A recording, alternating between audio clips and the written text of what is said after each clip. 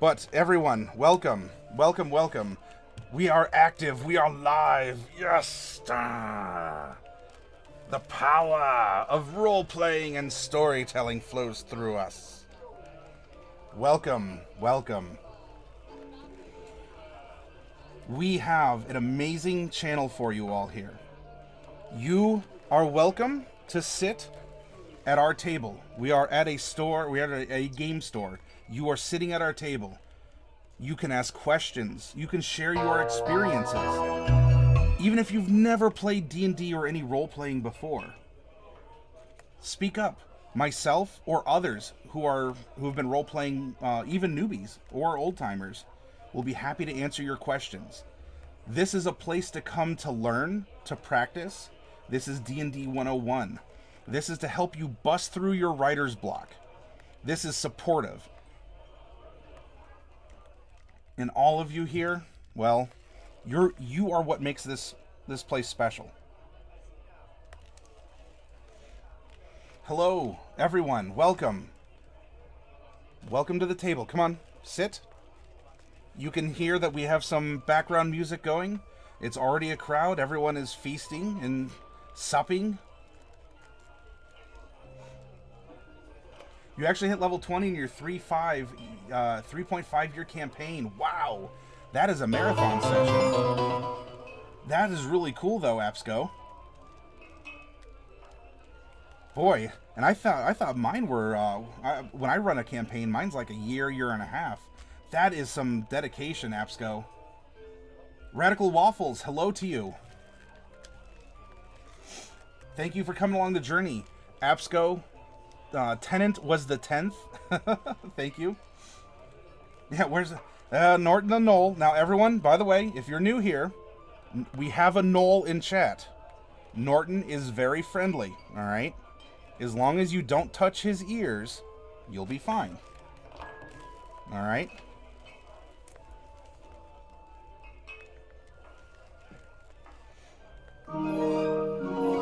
Dark Wolf, thank you very much. I appreciate that. Now, as you are coming into the channel, Sith Hulu, very tropical Lord of the Deep Waters. As you're here, I want to showcase who we are and what we do. Twitch has given us the opportunity, as an affiliate, to be on the front page. And you, sitting wherever you're at, have given us the ability to showcase what do we do? What happens in this corner of Twitch? Well, we're storytellers. We're role players. We want to encourage thought and discussion and fun. And not in a ham-fisted way, okay? We're talking about meaningful characters. How to breathe life into them so that they're more than just, a sword, a board, and some stats.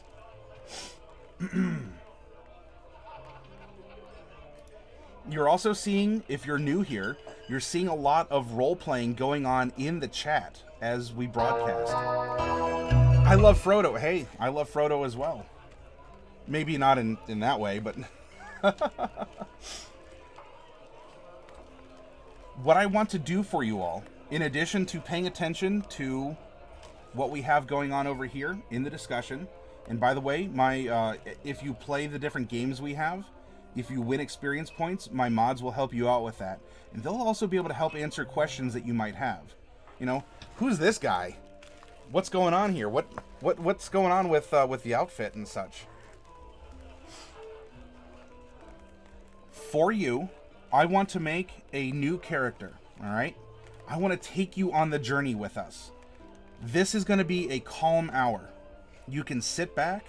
You can, if you want, you could just listen. Perhaps I can do a little D&D ASMR if you prefer. You can sit back and listen and enjoy the journey we're taking, because I, in front of you, am going to spend about an hour creating a random character. We're going to go through the process. You do not need to know anything about D&D for this, okay?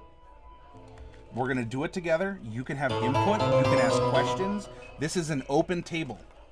All right? You're in my game store. You're sitting down. You are my guest. I am your host.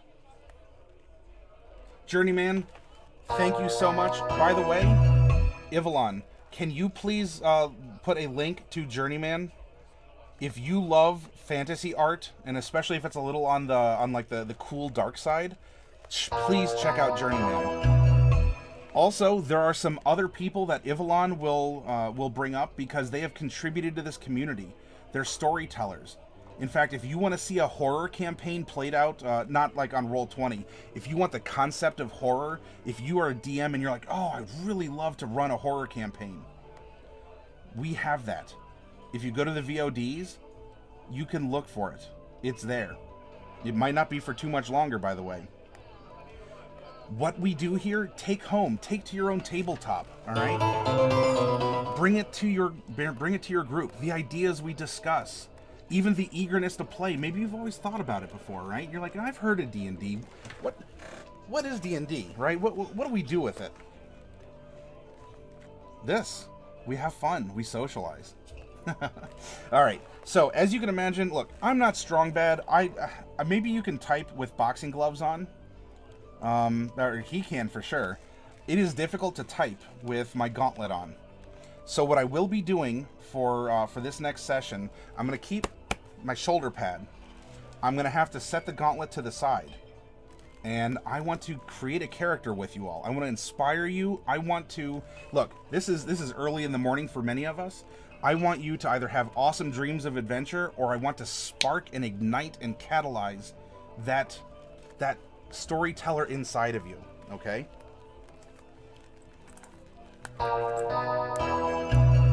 Reaper, thank you. Also, Grizzle, Sleepy FA, Akatoshiro, thank you very much. Radical Waffles, Dr. Hot Dog, I love... and then we're back to I Love Frodo. Thank you, thank you. So, here we go. I'm very professional, right? I've been expecting you. I have my nice chain link business tie. So if we're gonna do something, we're gonna do it as gentlemen. Correct? There we go.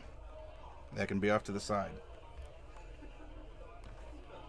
All these names with food. Oh no, Norton the Knoll. You have to resist. You can't eat our new friends, please. Darkwolf, can you conjure? You're a druid. Can you please conjure something to distract Norton, his hunger pains? He's normally a very good boy, but a gnoll can only take so much. Yes, Apsco, I cannot wait for it either. Unfortunately, I can only get 6 of the store copies of the special store covers into my store, and you know, I'm giving all my customers first dibs on them who want the special one, but it is going to have a lot of good content. I'm glad you brought that up, Apsco. You Love Frodo, what are my top favorite books? Oh my. Are we talking fantasy? Are we talking of all time?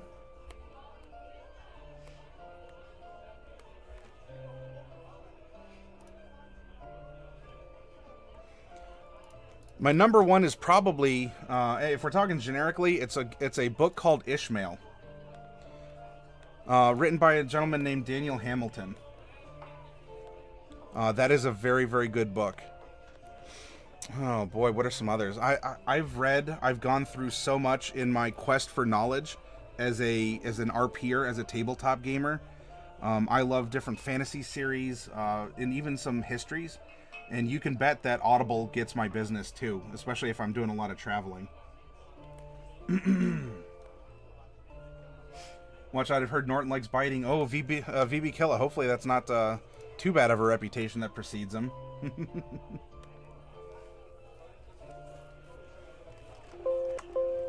Whoop.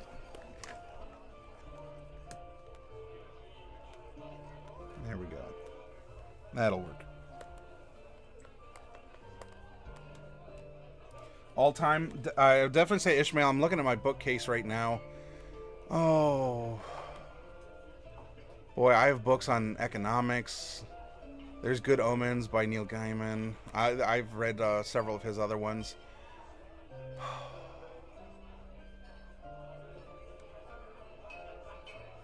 Boy, why is it tough to pick this out? I don't know if you count as a book. I do read a lot of manga. I think Berserk is very well done and doesn't suffer a power curve for a shonen series. Oh boy, you know, if I peeled back this green curtain, I have an entire room in my house called the library. You love Frodo has never played D&D. All right, well, you know what, Frodo? We sit back and enjoy. I'm going to make a character for you all. Great morning to all my new snacks. I mean friends, says Norton the Knoll. It's not some mortal thing. Oh, yeah. Berserk is a fantastic manga. Yes, it is. I think it does things very well, including pacing and again, the power curve. All right. Now, the way that we're going to be building this character is going to be random. So it's not going to be the traditional way, but we are going to build a level 1 character, and I will show you where it goes from there. Am I Banana Frosted? I may or may not be in a pact with a certain patron.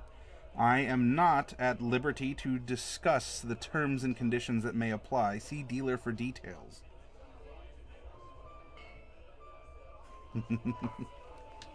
Or rather, if that wasn't menacing enough.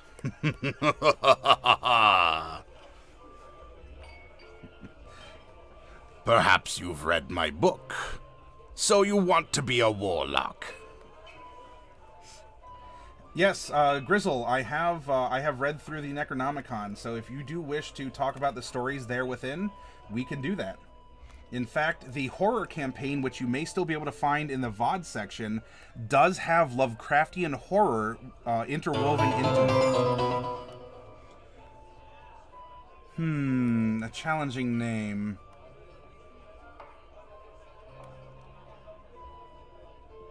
Dory. Oh, okay, I'm breaking it down now.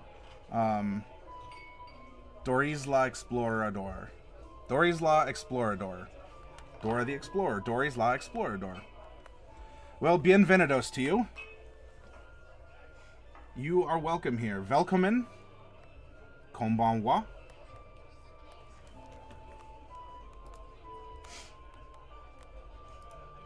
It's up for debate. When we throw him out into the river, he sort of floats, so we're on the fence as to whether or not he's a witch. But do I weigh the same as a duck? That is the question. And all of you who just joined in our journey as a follower, thank you. Aspro, my favorite D&D setting.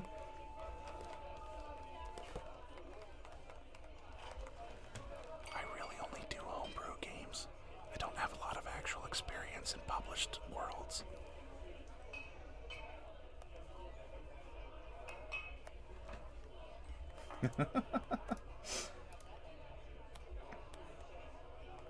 Hopefully you're able to hear that that answer, Absco. Thank you very much. Yes, oh, so many. It's wonderful. Thank you. This is an odd time slot, I understand, but you all mean a lot to me in doing this. You too, but Planescape is where it's at. Oh, Absco. I don't use extra dimensional spaces and extra planes. Also time travel. Hopefully, no, don't leave, come back. No, but you know, in my homebrew world, we do things a little bit differently. I mean, you're gonna find that among them all. Planescape, though, I totally understand. I love sliders and things along those lines too.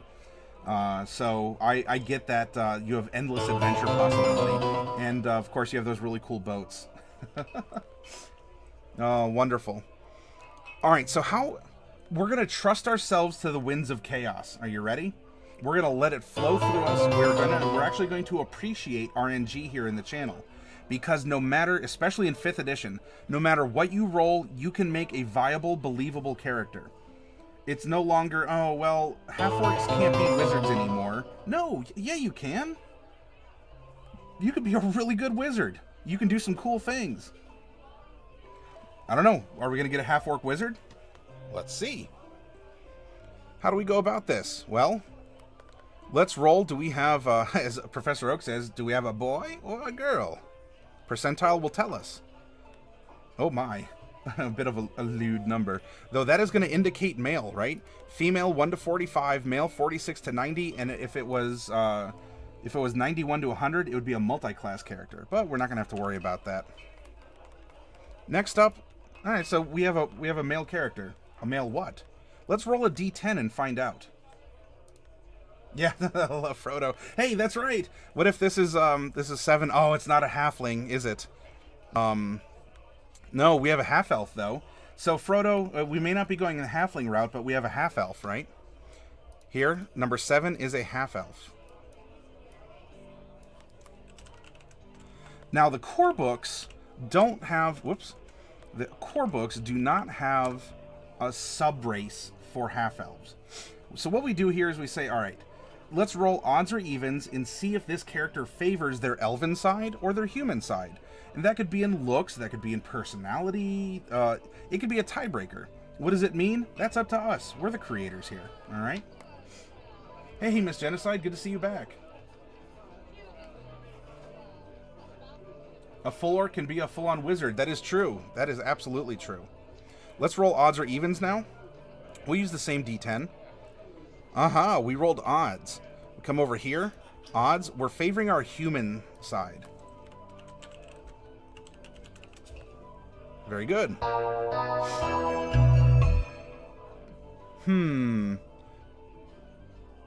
Penanen. Penanen. I like nan. If we're talking about the Indian bread, oh, good stuff.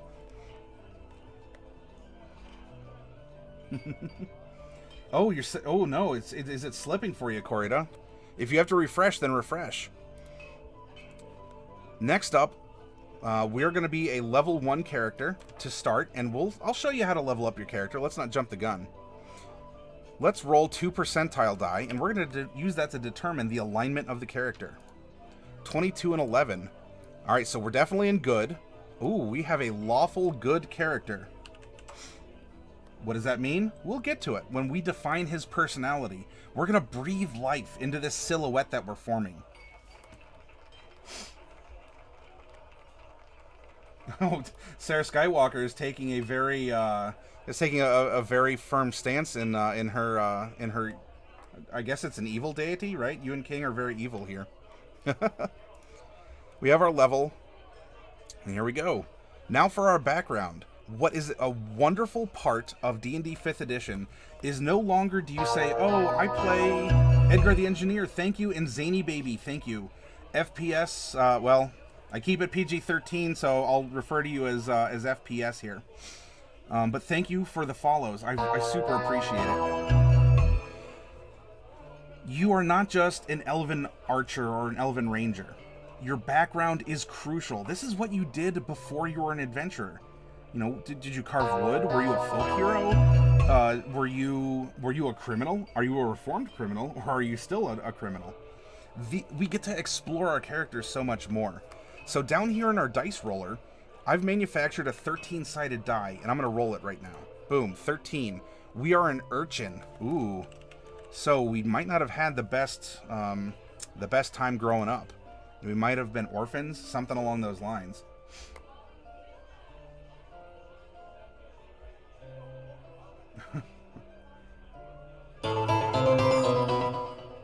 Thank you very much. Plague Doctor? Oh my. Plague Doctor. It's good to see you. I've needed a second opinion. Yes.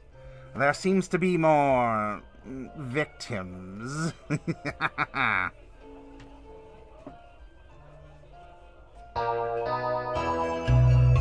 Turbo Tommy, so the X could be a Z. Mizgi? Thank you very much. What does being an urchin mean? Well, we don't have any sort of special background because an urchin's tragic one way or the other. We're going to place some, we're going to make some placeholders for the personality of our character. All right? We get 2 personality traits, 2 and 4. What does that mean? It doesn't matter right now. Don't even worry about it. Now we're going to roll 3d6, 5, 1, and 6. But the numbers! Don't worry about the numbers. We're throwing bones into our augury dish, and we'll read the bones here in just a little bit. Because now, oh, if you've been waiting for it, I mean, so yeah, we're a half-elf urchin? What is that? Well, we get a class 2, and in fact, That's going to be this big shiny golden button right here. Let's press it and find out what happens. 4. 1, 2, 3, 4. We have a druid character.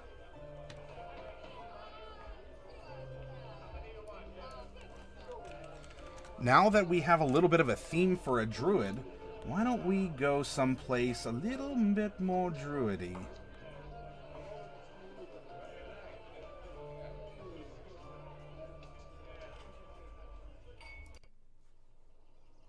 There we go. You know, through very subtle tonal changes in your voice, facial expression, and especially things like music, we can transport ourselves to a lot of different areas very quickly. A hat, a mask, an accent, standing up or sitting down, those are tools in your toolbox as a role player. Exalted Allbrain. Ooh, I bet the Elithids love you. Smoky T-Dog, welcome. Ryuzilla, you are welcome here as well. Is he going to be an urban druid? Well, he may. Being an urchin will kind of make us proficient in navigating through cities. We'll see where that takes us. You're definitely a step ahead, Absco. Plague Doctor. Well, so I have Dark Wolf and Ivalon here are greeting you all, and they will be taking care of any of your points awards. Whoa, Turbo Tommy! Thank you very much. I really appreciate that. Welcome aboard. Ostomer, same to you.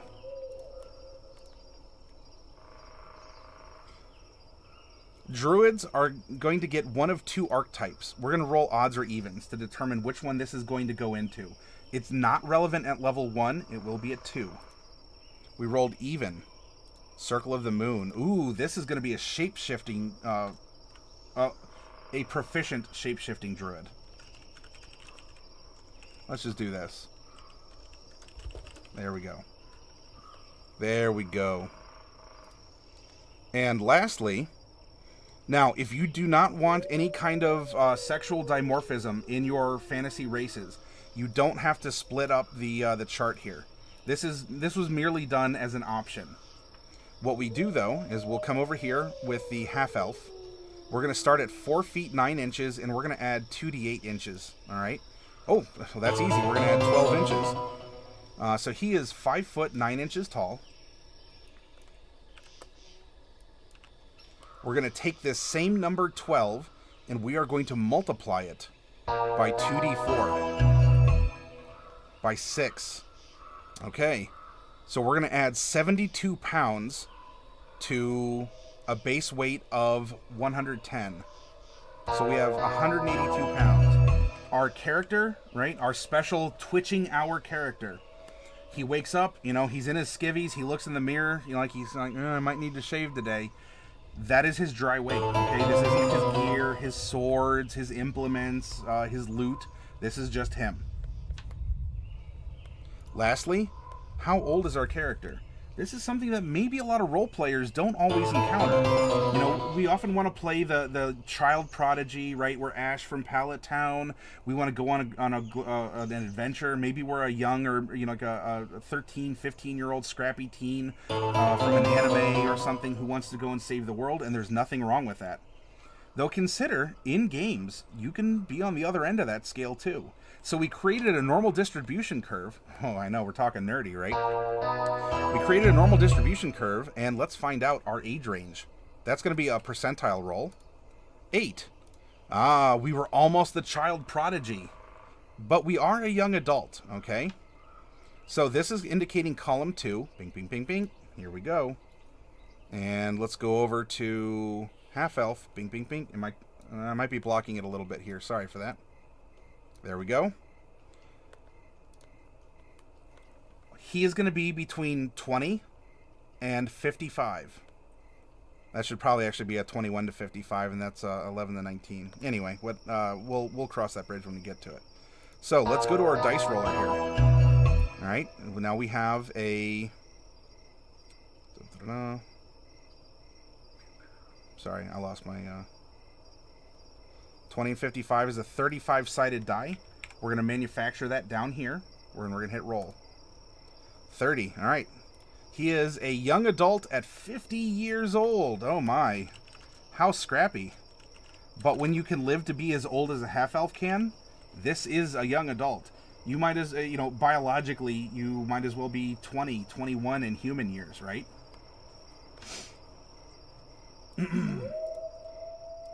What do paladins eat for breakfast? Full lawful. Caden. Wah, wah, wow. Dark Wolf, there's a picture in the Discord.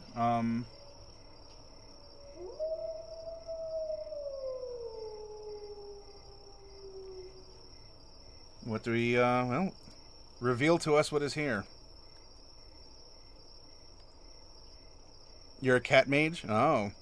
By the way, any of you are welcome to join us for what we have going on here in our Discord, too. We have roleplay. We have character art. For instance, Dark Wolf right now is playing in the kitty pen while, disastrous forces are blowing each other up in roleplay right now.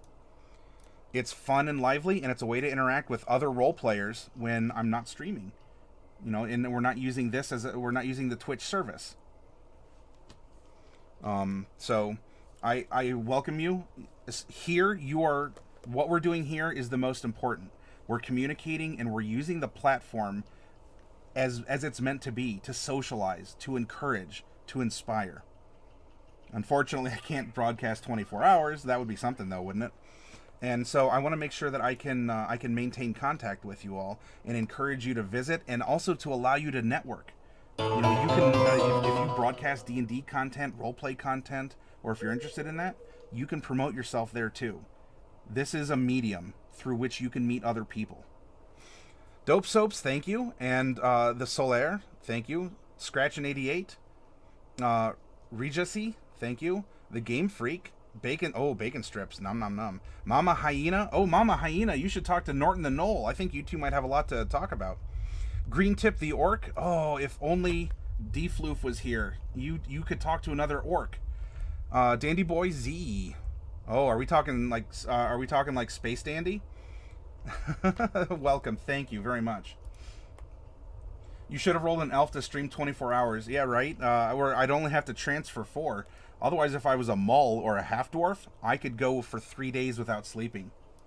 Clone yourself. Oh, that would be interesting, Dark Wolf. Masket. Thank you very much for the colorful icons. I appreciate that. Welcome. Hello. In fact, if Evelyn would be so kind, for some of the people who've contributed to this channel as well, I would love to introduce you to them. Evelyn, would you kind of slowly over time drip feed some of the people that we have had co-DM the programs or given their inspiration here to teach others how to play? Cool. We have finished our RNG. Dun, dun, dun, dun. We can put this away, and now we can breathe a little bit more life into our character. Here we are in Chapter 4 of the Player's Handbook. I love starting with backgrounds first. I know it's not traditional, but, I mean, look. Neither is this. What did you do before you were an adventurer? Well, we were an urchin. Sorry, this is going to scroll quickly. It'll flash a little bit. Here we go. There's a lot of flavor. This is to help... Oh, thank you. Site is that... so, Pisco. If we're talking leet speak, 5 is the S. Psycho, maybe?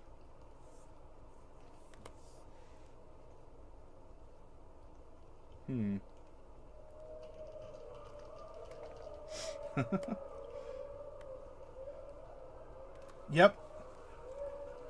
This is very much. When I'm at the game store and I got to be formal, if I'm meeting clients at my store, you got to dress the way, right? It's chainmail.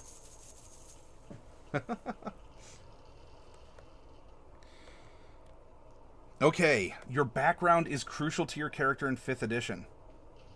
It's going to give you some skills and some other things to consider. In fact, this is going to give us sleight of hand as a proficiency. We're going to be better at it than not. And stealth. Sneaky, sneaky. We're also going to get tool proficiencies in a These Guys kit. Hey, These Guys here. Disguise kit and thieves' tools, because we kind of grew up on the streets, and if you gotta eat, you gotta eat, right? You gotta stay one jump ahead of the lawmen, right? As Aladdin would sing about in the Disney cartoon. Now, we are going to get some equipment here. I don't need to necessarily write it all down to save some time, but you can. You're going to get things to consider. Like, in this case, it'll say, oh, a pet mouse. Do you want a pet snake instead? Sure, go for it. But think creatively. Think outside of the raw numbers. Min-maxing and care-opping, those are fun, and they are a part of D&D. What else can you do, though, right? That doesn't have an immediate physical manifestation in the game. That one guy, Greg. Well, Greg, as long as you're not that guy at the tabletop, welcome aboard. I appreciate the follow. Now, something to consider, though, is a token to remember your parents by. What we can do is have a little fun, and our parents left us some kind of a trinket to remember them by. I guess we're tragic orphans or something along the lines happened. Maybe we had to be taken in by an uncle or someone else in the family because a tragedy occurred. Our background feature is city secrets. Ooh, we can navigate through the sewers and the back alleys. We're, if any of you watch Gotham, or any of you comic nerds out there, come on, you can admit it. This is the best place to do so. If you watch Gotham, I think maybe a couple urchins might come to mind, right?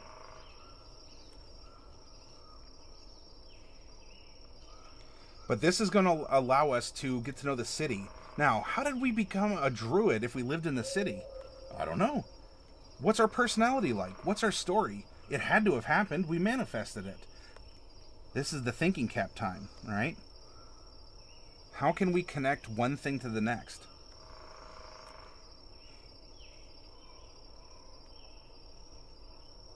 Hey, Party Gnome, welcome. It's good to see you here. Yep, you gotta live to eat, gotta steal to eat, otherwise we'd get along. Wono, you got it. You got it, man.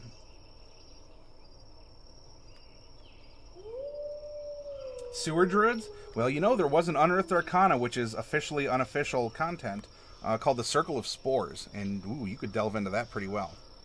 Alright, we have some placeholders. What does it mean? Let's read the bones we cast into our augury dish. 2. What is his personality like? I ask a lot of questions. Okay. Sleepy Druid, well, we are making a druid now. Welcome, you came just in time. That's excellent. So our druid grew up in the city as an urchin. Something happened to his parents and he has a token to remember them by. In growing up, he asks a lot of questions. He still has a curiosity. Oh, bother. What was my 2d6? Shame on me. Our 2d8. Oh, it's 2 and 4. There we go. Number 4. I sleep with my back to a... Well, I guess we'll say tree in this case, right? He's a druid. With my back to a tree, with everything I own wrapped in a bundle in my arms. So he doesn't have much and he holds it really close. He must think of his past maybe fondly, despite it the tragedy inherent in it. Are you getting a better feel for who he is? You came in and the first thing I hear, welcome, you came just in time. Well, lol indeed, right? We're here to have fun. We're here to make innuendos. I mean, I ask as long as you keep it PG-13 for what we have going on. But, yeah, this is, it's a good place to have a smile and have some fun. The Filthy Jester. Well, thank you for following along. And if you say for bringing you back, has it been a while since you got to RP? Dim sum. Ooh, dim sum is yummy stuff. Watch out, we have a Noel in chat, and he might want some dim sum. DeSnowy, I'm sorry I missed your question. Let me see if I can find it real quick. Can I please explain how D&D works? I've always known it existed, and I've never understood the basic idea. Alright, the super basic idea, DeSnowy. We are a group of friends sitting at a table, maybe eating pizza. I don't know. Do you like Thai food instead? And for a couple hours on an evening or an afternoon, we tell a story together. That is the heart and soul of Dungeons and Dragons. It is a storytelling game among friends. There are mechanics on top of it, and you're seeing some of that over here, right? With the character sheet. Don't let this stop you from exploring Dungeons and Dragons. Here, the story in your heart, the story in your mind. You've always wanted to be Firefly, right? You want to be the big damn hero? Do it. You can do it. D&D is a method to do this. To go outside the boundaries of video games. Video games are fine. I play video games myself on occasion. I do a lot of tabletop given my profession. You can only do what the program allows you to. Yeah, even in the context of speedrunning or exploits. In D&D, be the big damn hero. Do the outrageous stuff. Is the villain monologuing underneath a chandelier and you want to cut the rope and ride the rope to the second floor in order to save your friend and defeat the enemy at the same time? Do it! Right? Shia LaBeouf, do it! Right? And that's D&D. Now there's mechanics that help dictate how you get from point A to point B, and you'll pick those up as you play. Especially if you're a bunch of new players, or even if you're playing with a bunch of longbeards who've been doing this for a while, they'll teach you. They'll be patient. Communication, engagement, storytelling. I hope that answers your question, and it doesn't seem too broad. Yep, just do it. Just play D&D. Don't be afraid. Do not be afraid to speak with silly accents. Do not be afraid to challenge yourself to play perhaps an evil character if you're otherwise a good guy. Right? Express yourself. Learn. Oh my gosh, the things you learn. If you play D&D long enough, you should have like 10 different associate's degrees in geology, sociology, economics. You'll walk away from role-playing with so much extra knowledge and stories that for years to come, you will describe in vivid detail as if you sat in the sweet spot in the theater during the big summer blockbuster and you're watching it in 3D IMAX. And all you did was sit at your kitchen table with a couple friends. Maybe some pieces of plastic on some vinyl that you wrote on, you scribbled some stuff on with a wet erase marker. That's up to you, though. That's optional.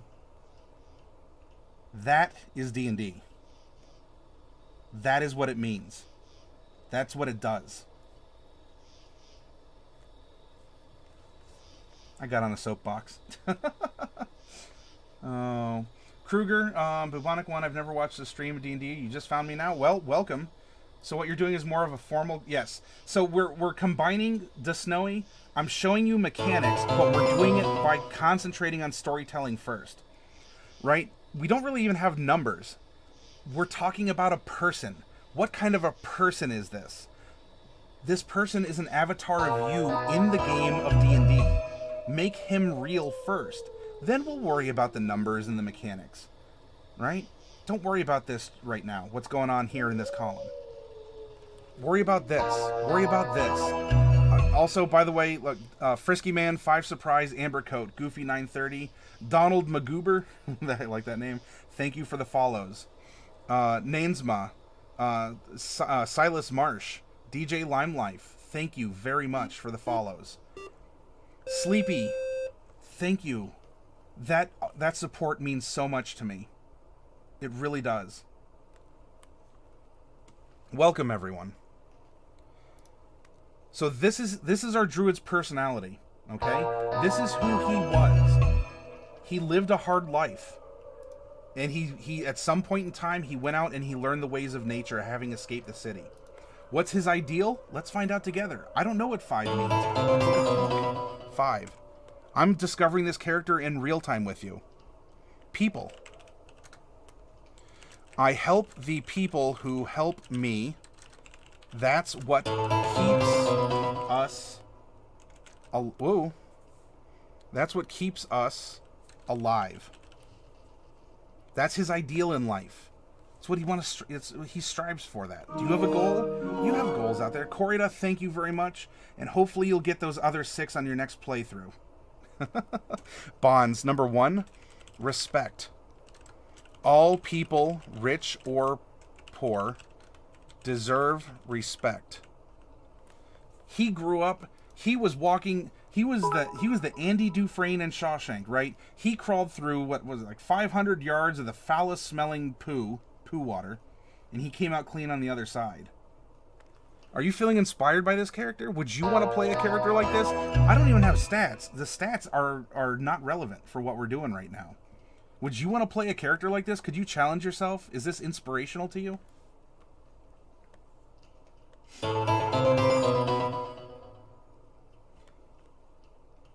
Jashinport, if you care about me, I care more for you. Best trait. It's reciprocal. It's earning, not taking. You know, this character has it, and I tell you, I appreciate all of you at this kind of odd hour. You could be anywhere doing anything else. You know, in economics, there's a particular term for that called opportunity cost. I respect the fact that you are here and you're listening.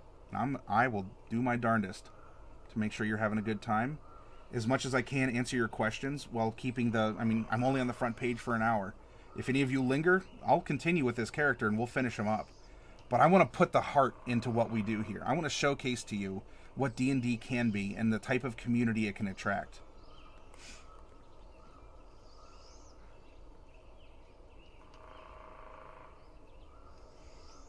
Oh, you saw Shawshank for the first time? 10 out of 10? Yeah, on IMDb, it's the #1 rated movie. I'm not wearing glasses, but I'm a nerd, right? I'll push my glasses up on the bridge of my nose for that. Good old Shawshank. You know, that was filmed in Ohio, close to where I live, in the Mansfield prison. It's only about an hour away from where I'm at. So every time I go by there, I'm like, yep, that's where Andy met Red in the old Shawshank. Flaws, by the way, going back to the character, we're all flawed creatures. Your character is going to be the same. What is his flaw? Number 6. People who can't take care of themselves get what they deserve. Now you can very much say PEOP. You can very much say, well, look, I help the people who help me. That's what keeps us alive. Inside, he's struggling. He has these feelings of why I never run. It's like trying to take care of stray cats. You take care of a stray cat, and you find another one. You find another one, and it hurts you. It tears you up inside. I love cats. Now we cue that song, the songified version of the girl who likes cats on the dating video. But deep inside, he cares about people. But maybe he begrudges that. Why can't people take care of themselves? Look what I've gone through. I've crawled out of the muck and the sewers of the city. I am now this druid. I'm one with the land. It has blessed me with magic and life and a wonderful view. Why can't other people do that too? Why? And he's a good guy, but he asks that. Maybe as he seeks the answers in nature, as he looks at ant colonies or social structures of meerkats or whatever. If he's a sea druid, he looks at fish or lobsters or something like that, right? He's like, look at it. Look at this. Why can't we have this as people? And it's introspective, and maybe your character carries a little bit of shame about those feelings. Role play through it. Put yourself in a different pair of shoes. You heard Mansfield is nice to... you live in Cleveland. Well, Kruger. Whoa. Hey! A thing. Well, yeah, it's... My gauntlet is connected to the shoulder piece, so I moved a little too much.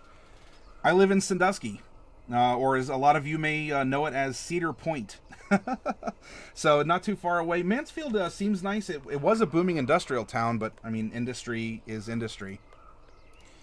So look at this. Our character is all but done right now. You have the motive. You have everything you need to get into your character, to set a model on the table and to role play and make decisions and to move forward. Now, of course, there's more that we can do, and we'll do that. Nobody knows who they were, what they were doing. The druids, you mean? Ah. They can be very mysterious. They can be, if you want to run a kind of a stereotypical, like a hippie kind of druid, you can do that too. We have kind of an urban druid. I'm dropping this. Yeah, thank you, Dark Wolf. Yeah, you know what? I don't have one of my cats on the desk either. Otherwise, you could say hi to one of them. By the way, Savage, Revert Nerf, a White Blur, Killing Floor, Elrod, Tall Will Carter, Metter Big K, PFan Productions, Dorak the Merciless. Dorak.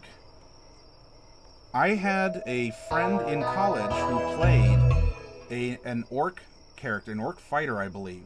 His name was Dorak, and he had a goblin friend named Garlank. And sadly, Garlank died one day in combat. So Dorak, to commemorate his friend, took his head with him, and he tied Garlank's hair into Dorak's beard, and he always carried his little buddy around with him. Dorak and Garlank were an amazing set of characters. So thank you for that trip down nostalgia lane, Dorak the Merciless. Someone else, keeping it PG-13, but thank you for the follow. Druesco, Barely Samurai. I like that, especially because it's a bear. Bear! That's my kayak, bear. Sparky, you're in the middle of your first campaign with your friends, and your character is a half-elf druid. Hey, Circle of the Moon. Yeah, it'll be a lot of fun. So, Sparky, you can kind of come along with what we're doing here. Oh my gosh, it's almost been an hour, everyone. Oh, it's almost been an hour, and our time is dwindling. You know what, though? We're talking. We're playing D&D right now. We're sharing stories. I don't have any Thai food or anything to eat with you here. Dorak? Oh my gosh. You only hope to fulfill thine other Dorak's dead shoes. Oh, dude. That was really cool of you. And I'll tell you, Dorak went on to do some really cool things despite being an orc. He worshipped Akadi, who was a god of the wind. And eventually he found a way to resurrect Garlank, his little buddy. In the scene when he was resurrected, right? Because you had this like shrunken head that was woven into of the goblin of Garlank to Dorak's beard. When he was coming back, like it was a flash of light, and suddenly from the head a body grew. And when Dorak and Garlank finally got to meet each other after Garlank's death, oh my gosh, that was a moment. That was a moment. I'm talking about this years later. Like, oh my gosh, thank you. Oh, Caden. Caden with the snipe of the bits. Wow. I'm talking about this years later like it happened. And maybe inside your imaginations, you could see this happening. Could you see a big orc warrior, but not a savage, not an enemy to place on a battle mat? He struggled. He breathed. He had a friend. Both of them were very persecuted in the lands that they went through, and that friend died. But so loyal was Dorak to Garlank, it may have seemed like a gruesome totem to carry around a goblin head woven into your beard as an orc. But you want to talk about loyalty and dedication? The power of friendship? There you go. There you go. Exalted Allbrain, he eventually did get revived. It happened. It was it wasn't even just go to the local church and pay 500 gold and diamond dust. It happened for very particular reasons, and Dorak earned that.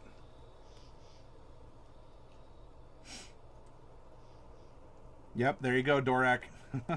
It wasn't quite random number generation, but it was well earned. Did he do the shrunken head thing before then? Well, no, I mean, because Garlank dying was just the one time, and he said, well, I want to carry a piece of my friend with me. So he took the head, and the head kind of like shriveled and shrunk over time. I forget if he saw some kind of a shaman for it officially, but... Oh, goodness. I missed Genocide. My time as boss was brief. Wow. You know, sometimes you talk about these stories and it really... You think back. And what happened in your life during those times? What was going on? Did you personally lose someone close to you? Was that the summer that you graduated college? Was that the fall that maybe you broke up with a significant other? Was it the birth of a child? Was it your first time playing D&D And when you open that book, the spine crackled, and you smelled the fresh ink and pages. And before you, what were you thinking? Was it an unlimited sense of wonder and imagination? You're thinking about all the cool things that would happen when you pick up that D20 and roll it? I don't have pencil or paper out. Maybe you don't either at home. But do you feel it? Do you feel that story bubbling up inside you? Do you feel the possibilities? The places you'll go, literally or metaphorically? About sitting down at a table across from people you might not otherwise have met? With the people I play D&D with, I have some very devout people of faith. I have atheists. I have rich people. I have poor people. I have people from all different genetic backgrounds and makeups and orientations. And none of that matters at the tabletop. You're a person. You're participating in something that requires you, and you're a necessary component. Your voice has meaning. Your actions have meaning. You are a meaningful human being when we play this game. And it's not ham-fisted. Everyone doesn't get a trophy. It's not, pat you on the head, they're there now. Years later, you're going to have your own Dorak and Garlank if you take this journey.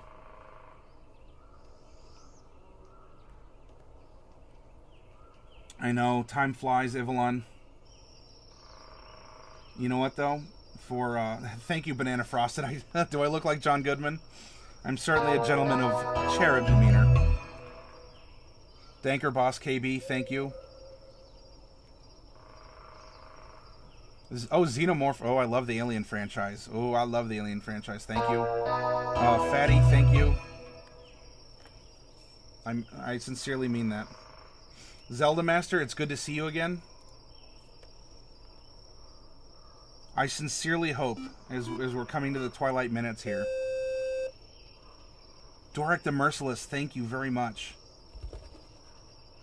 I mean, it sounds like Dorak has one. White Knight, this is Dungeons and Dragons. Thank you. I mean, kind of regardless of edition, but you're looking at a 5th edition character sheet. We're going over what it means to play D&D, who plays D&D.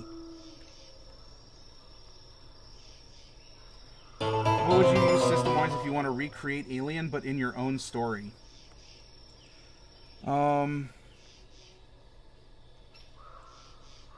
Vemtaicho, thank you very much. There's a lot of really good sci-fi platforms out there. You could try Dark Heresy, which is a Warhammer 40,000 based role-playing system. You can try Eclipse Phase. Eclipse Phase you can find for free online, by the way. An amazing sci-fi RPG. I have not played Numenera, Dorak, unfortunately. I have not. I believe I've heard of it. Although I'll tell you, I mean, if you want that sort of system, you can try and deliberately find, a sci-fi platform, and there's plenty. You can play Shadowrun, which is like D&D, but it's set in a quasi-cyberpunk near future. Yet you have orcs and goblins and everyone going around. There's Starfinder, which is Pathfinder, which is D&D 3.75, but it's in space, and you can go from there. I'll tell you though, Kruger, between you and me, you can run Alien in whatever system you want. I can run you an Alien game in D&D. Heck, I can run... Here, I'll show you. I can run you an Alien game in Made RPG. Now, do you have to believe me? No. You can do it. You can run Alien in Made RPG if you want. There might be an Alien tabletop. I don't know. I mean, as a 40k player, I can definitely run it in Dark Heresy. For sure. I can name many games for sci-fi. Well, if you want to list them out there, Bubonic. Made RPG Alien. Yeah, yeah, you can run anything in Made, right? Absco, that's an anime that needs to happen. One mate is a xenomorph, and the rest are trying to find out who it is. Well, that's almost like John Carpenter's The Thing, featuring Maid RPG.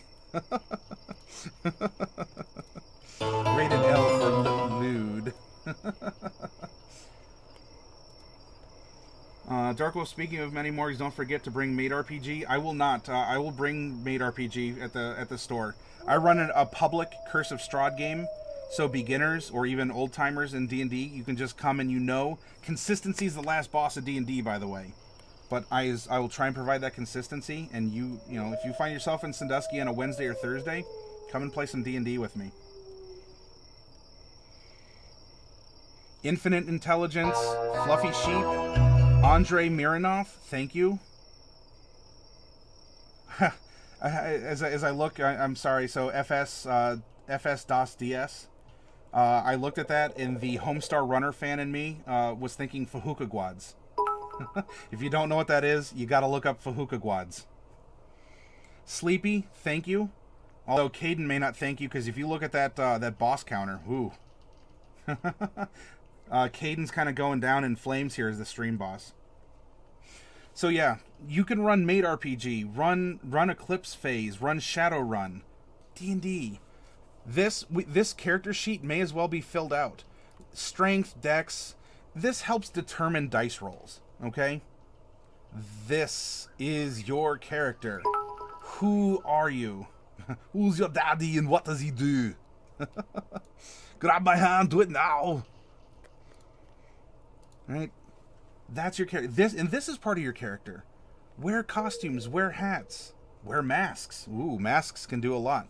You might as well be an actor in a multi-million-dollar budget film with, infinite resources because of the power of imagination. All you have to do is wear a mask, right? I have a cowboy hat, a Viking helmet. If you all, if we're talking about mystical, magical stuff, I don't know if you've heard of this brand new product. Oh, yes. Brand new. It'll do a lot of fun things for you. All it takes is just one little poke, one little pinch, and you too can shoot bees out of your hand. Props. Props can help.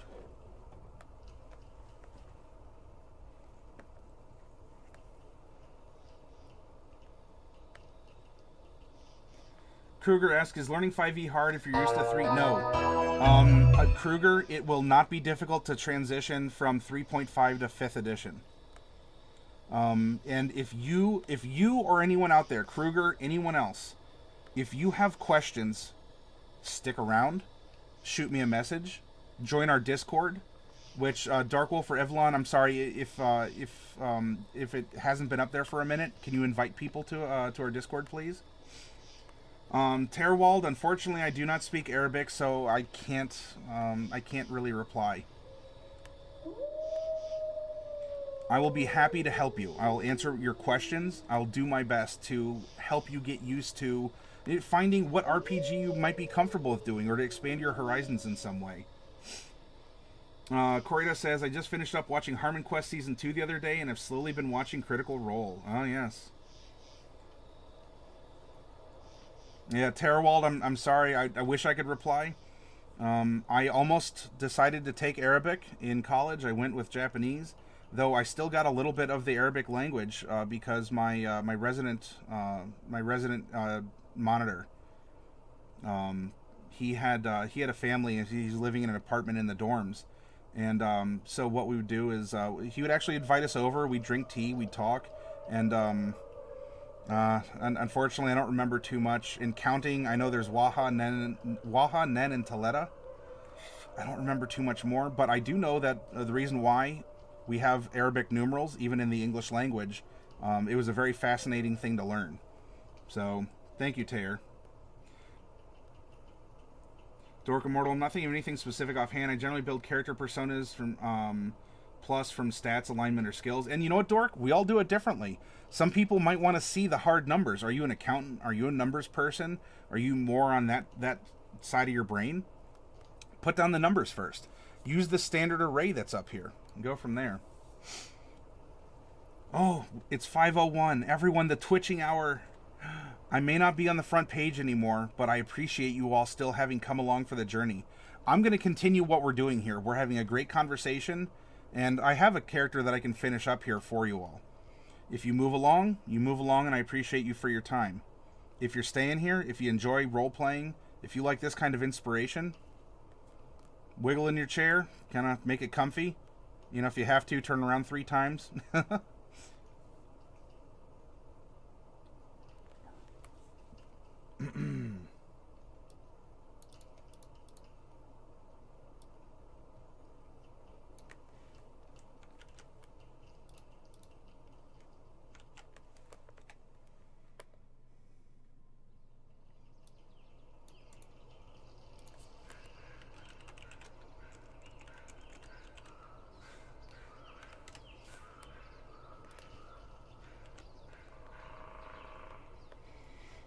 Ah, okay.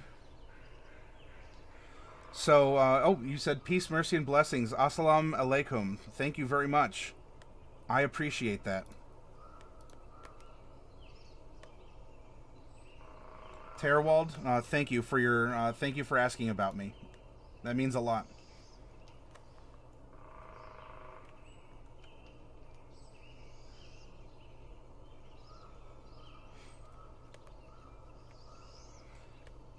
A smelly baby goat. Oh, geez. That's a fun name. Do you have a story behind that name, Smelly? Death Count, don't forget you're now hostage to Sarah Skywalker. Oh no, have I been? Oh, she's been after one of the masked lords of Deepwater, and I am a man of many masks. So it would seem that Sarah Skywalker 01 thought that she could play with the powers that be.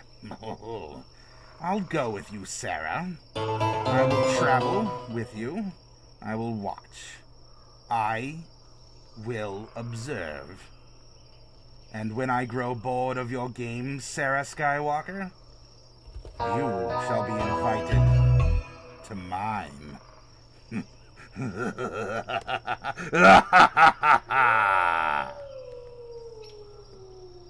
Welcome to D&D.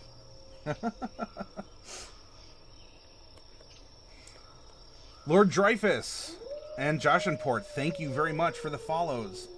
Lawful Good Druid, says Galagron. Blasphemy. Just kidding. I know 5e did away. And you know what? We can still conceptualize it. I understand, especially if we're, if we're of older editions. And you're like, what? Lawful? How does that work? How monks don't have... I can have a chaotic evil monk? What is this? Madness, blasphemy. It's totally possible, and I dig it. I love it. It unleashes our creativity and our imagination. But Galgron, you did bring up a very good point. This wasn't always the case in other editions. In fact, if you go back far enough, dwarf was a race and a class together. You played the dwarf. You played the elf. It was a combo. You just want tax exemptions for your kingdom and for you to raise tariffs on Fairhaven goods. I need that age to insert true good in the new global economy. We'll talk about it. We'll negotiate, Sarah. Wohon, did you find it hard to keep player knowledge and character knowledge separate so it doesn't influence your choices? So what Wono is talking about is a concept called meta knowledge or outside knowledge. That is, if I am playing, if I have played a module like Curse of Strahd before, and a friend of mine says, hey, Matt, I'm going to go run Curse of Strahd. Do you want to play? Yeah, I'll play. Because that's a good mod, by the way. Curse of Strahd, oh, molto bene. Yes, play Curse of Strahd. It's a great level 1 to level 10 adventure. Anyway, so yeah, if I've been through it before, it can be difficult. And so it becomes a roleplay challenge. It becomes a challenge to not have your meta knowledge creep into your character, into your game. Must kill honey. Oh, but honey's so tasty. And if you watch the anime, honey is cutie also. Evil pallies are called Oathbreakers. That is correct, Bubonic. And if you're helping answer people's questions, I appreciate that. That mask kind of traps your breath as condensation. puts it in the old stash there. Dork Immortal, I still play that races class thing. OD&D or basic, very old school. Yes, that is true, Dork Immortal. Fluffy Sheep. There are options for paladins now. It's actually really nice because you don't have to be the paladin. Yep, that's true. You get some excellent prompts when we go over to classes. You're like, oh, paladin. Okay, paladin is a lawful good or lawful evil. That's it. It's the ham-fisted, black or white, good or evil. I have to smite all evil, or I have to raise all zombies, 24/7. Paladins, look. If we look at the Vengeance Sacred Oath, you're the Galdern Batman, okay? Tenets of Vengeance. You can play a stalkery paladin, like you hunt down your prey. You hunt evil. You're a Dark Knight, something like that. You can play someone who's more gritty if you want. You don't have to be, oh yes, I am the White Knight of the realm. I will smite all evils indiscriminately. Well, I'll discriminate, but only against evil creatures, which I identify with a magic spell. Yes. Oh, I saw someone was a level 5 human paladin. Buddha Belly. Oh, Buddha Belly is here. He wants to retake the throne. Oh my. Party Gnome has an important question. Go ahead and ask your question, Party Gnome.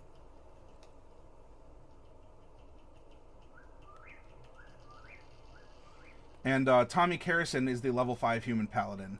Did you go variant, Tommy, or did you go straight up? Apsco says, I stole the TUE rules for Ravenloft for my 5e. Oh, devious. I like that. Hello, Relief. Welcome. Glenn Cuttlefish, to quote, lawful good does not mean lawful nice. Yes, that is correct. Lawful good is not lawful nice. You support your local game store and brought a... Oh, that's cool, Buddha. Thank you for sharing that story. We have a lot of people here who might be on the fence about playing, and so you sharing a story like that could be very important. Paladin of Conquest is your favorite path? You were invited to a friend's D&D night 6 months ago or so, and I got to play an NPC named Sildar Hallwinter. Did you enjoy the session, Tommy? Do you want to recap what happened? What was it, a one-shot, or did they continue but you just weren't able to attend? I'd love to hear your story. Araska Live, you just need your Robin now. Oh, Sleepy! Buddha. Unfortunately, I don't think you're going to get on top of the throne of the channel here as Stream Boss. Thank you very much, Sleepy.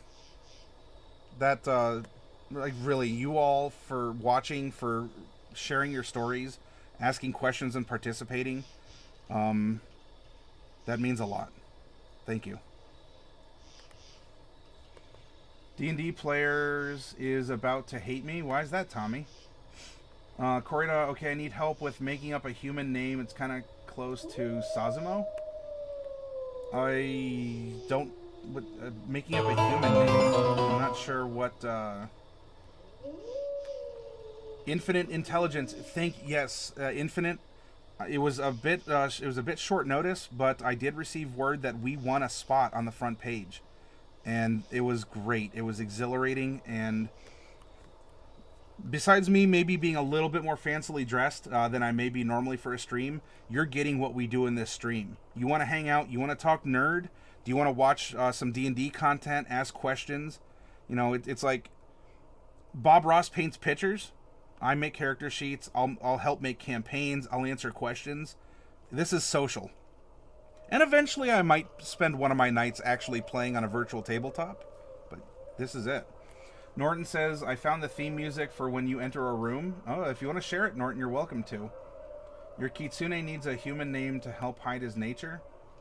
Well, so just go off of a quality. Like, is your name, you have a very svelte build, then, call yourself Slim or something along those lines. We're going to move into an Elven Glade now. Everything's kind of a little bit more relaxed, a little bit more calm. Party Gnome, Green Flame Blade is a Blade Singer wizard cantrip, but it is in the sorcerer spell list on many websites. but they say it's from Sword Coast Adventurer's Guide, and I don't know if I can use Green Flame Blade now or not. That's going to be up to your DM, Party Gnome. Blade Singer is in SCAG, SCAG, or the Sword Coast Adventurer's Guide. If your DM allows splat books, then you need to... I would go with the books. Websites can contain factual information, or it could be forums talking about, well, it should be on there because it's equivalent to this, and you get into a whole conversation. I would stick with the books, Party Gnome, and also speak to your DM.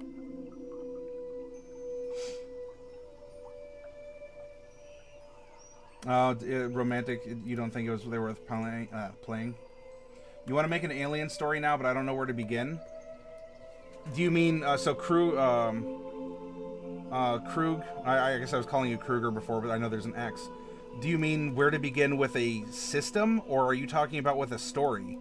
Like, what kind of a story do you want to run? Because Alien has, the isolation story, right? It's you're a lone survivor, or you're a small band of survivors, but let's face it, like there's one alien presence, and it's a game of hide and seek. Or you can do a big ol' shoot 'em up hive. I can help you with that idea if you'd like. I am familiar somewhat with fantasy lore, way more with 40k Araska Live. If you have a question, though, I can do my best to try and answer it. Your last group that ran Fandelver kept forgetting the name Sildar Hallwinter, so we renamed him Human Kilt Easy? Oh, Human Kilt Easy. Oh, got it. That's really clever.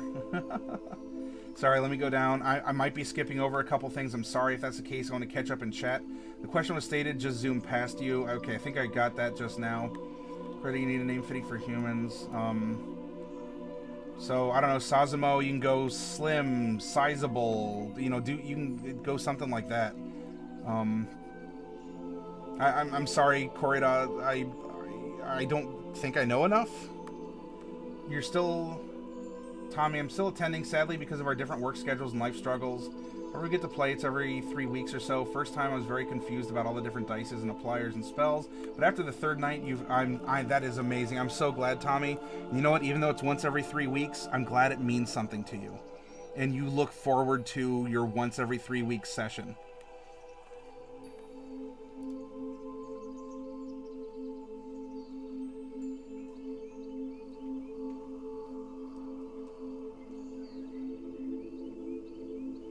Have I read the Horus Heresy books? Yeah, praise guy. Well, I don't know how you want to pronounce it. Gilliman or Gaiaman. Gillyman. He could be the Gillyman. I mean, yeah, we can praise him, but I mean, let's not forget about Pius. Come on now. Pius played a big role in what happened. He allowed a simple guardsman, a simple flashlight-wielding, tissue paper armor-wearing guardsman, allowed the mortal blow to be struck against Horus. I haven't read a lot of the Horus Heresy, but I'm familiar with it from tabletop lore and talking to friends who have read Horus Heresy. Araska says, I asked about Warhammer Fantasy lore because I'm playing a Dwarf Barbarian as your first character in Dungeons & Dragons who've made the Slayer's Oath.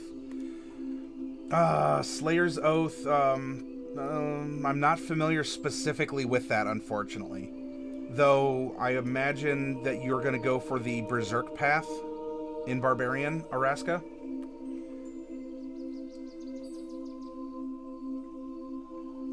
Also, something, if you want to come up with a fantasy name, Corrida,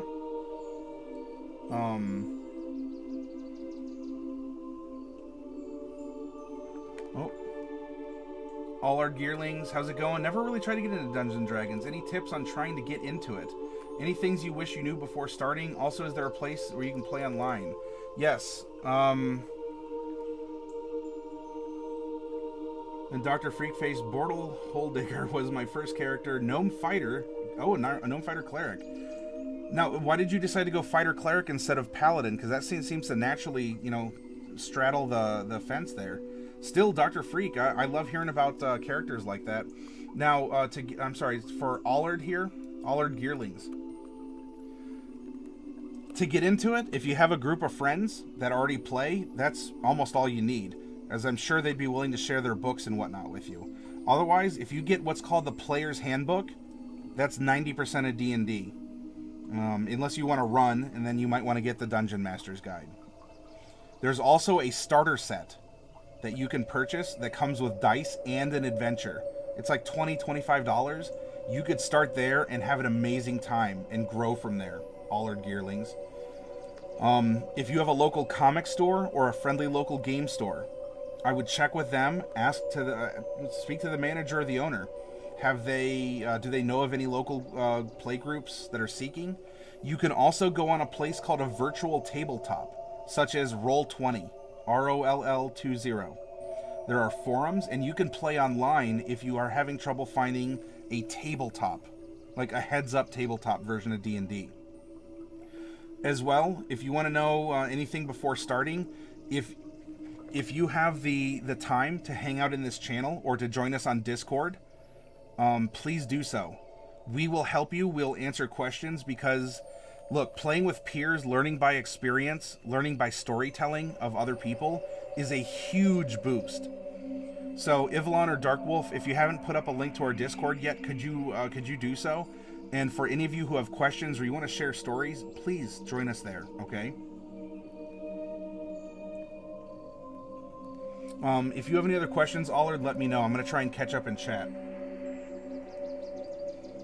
Fluffy Sheep, it's best to recruit your friends. Oh, yeah, if you can share with friends or family, you feel a little less if you're worried about, oh, but my accent.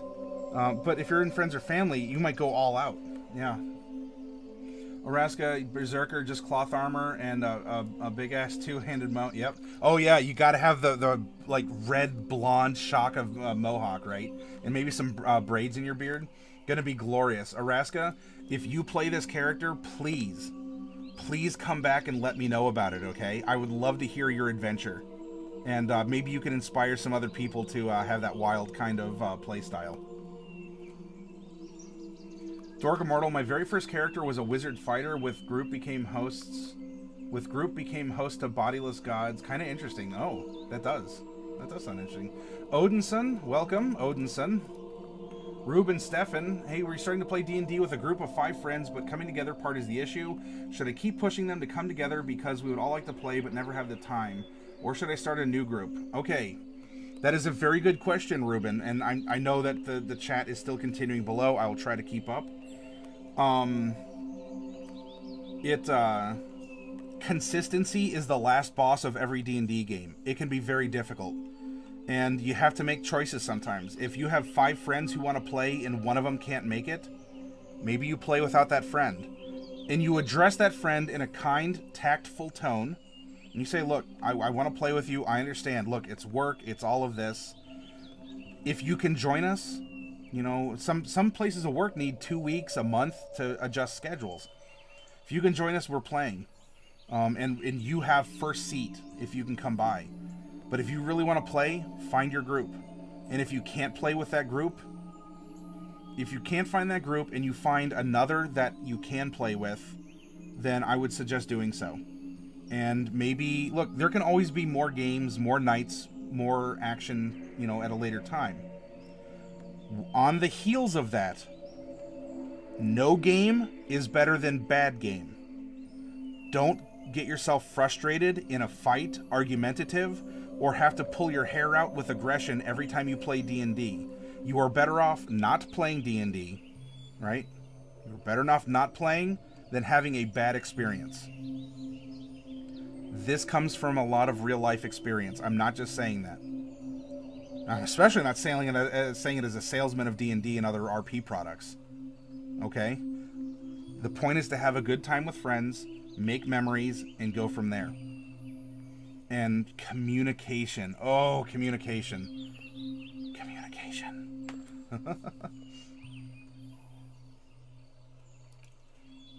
Darkwolf, thank you. You did what I was going to do, what I was going to suggest for him. So thank you for that. Yeah, the common name. Dorgrim, yep, that's good advice. Dorgrim can give some really good advice here. Maybe he can answer some of your questions as I'm scrolling through. I'm trying to get to you all here. Gothic Samurai. Honestly, who can play D&D and be mature? It can happen. Look, the stars are right for Cthulhu to come back, Gothic Samurai. I think sometimes we can be mature and have some fun with D&D. Dr. Freakface's second ed couldn't be a paladin as a gnome. Started a fighter, got blessed by my god after a fight with 4 death tyrants. Oh my gosh.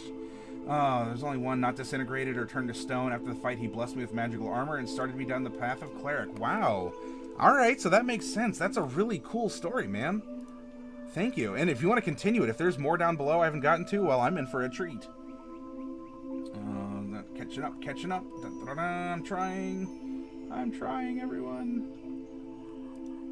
Miss Genocide, scheduling has been a nightmare for my group to play. I've finally nearly finished converting this adventure campaign. Oh, that's right. So Miss Genocide is working on projects to convert Pathfinder to 5th edition. Now, mind you also, Pathfinder's coming out with 2nd edition playtest this summer. Fluffy Sheep, usually when people aren't showing up, they aren't into it. In that case, you're better not to force it. They sometimes just don't want to feel like they're letting you down. Yes, that is very good introspection, Fluffy Sheep, and that is true in many times. Depending on the personality of your friends, some people just aren't aggressive or proactive with communication. Or they think it's easier just to sit at home and give you an excuse than say, yeah, I can't come tonight because reasons. Whatever you do, in communication, please, please, please, please, use tact. T-A-C-T, tact. The unofficial definition of tact is being able to tell someone to go to hell when they ask you for directions, okay? Be tactful. When you communicate, be upfront. Be polite. Say, look, it's nothing personnel, kid. Maybe not in that way. But address the issue. Say, here's this. And if things change, talk. Talk to me. We'll come back and do it. Ivalon, you're going to peace out in a half hour? Okay, no problem. I appreciate you. I appreciate you really coming in, and you've done a lot, Ivalon. Thank you. Does Ranger have a path as well? What do you mean by a path, Tommy? Rangers do have 2 archetypes. You can be a hunter or a beast master. Maybe I can help with the XP now. Perhaps, Ivalon. We'll see.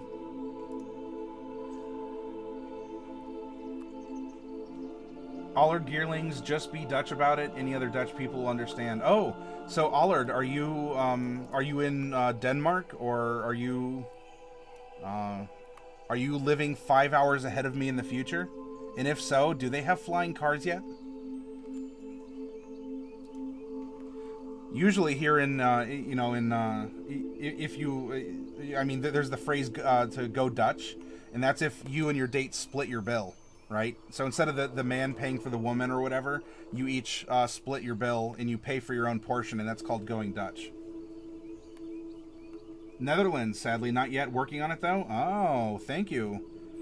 Well, welcome to you. I happily have some people from Denmark and Netherlands, and let's see, Party Gnome is from Germany. We have a couple people from Australia. Oh, it's wonderful meeting friends from all over. It's really, really fun. Especially because it's a learning experience. It really is.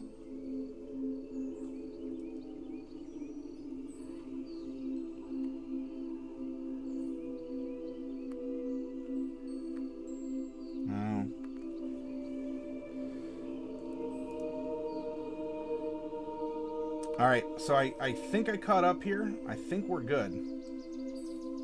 That's too meta for you, Party Gnome? Boring? Oh. With the suggestion. I want it to be hide-and-seek isolation style like the first movie, but with 2 Xenos on a bigger ship. However, oh! Sets in AW, thank you for the follow. I appreciate that. And oh, I missed, so Araska is there, and Fire and Sin 05. Thank you also for that follow. Kruger, you want it to be hide and seek, 2 Xenos on a bigger ship. However, you don't know which system I would use for it. There's a ton of different systems. In fact, I'll show you. Kruger?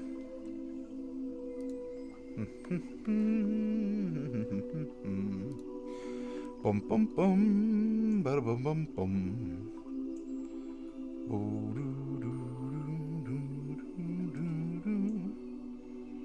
Dun dun dun, dun dun dun dun. Bum bum. Bum bum bum, bum bum bum bum. Here we go, here we go.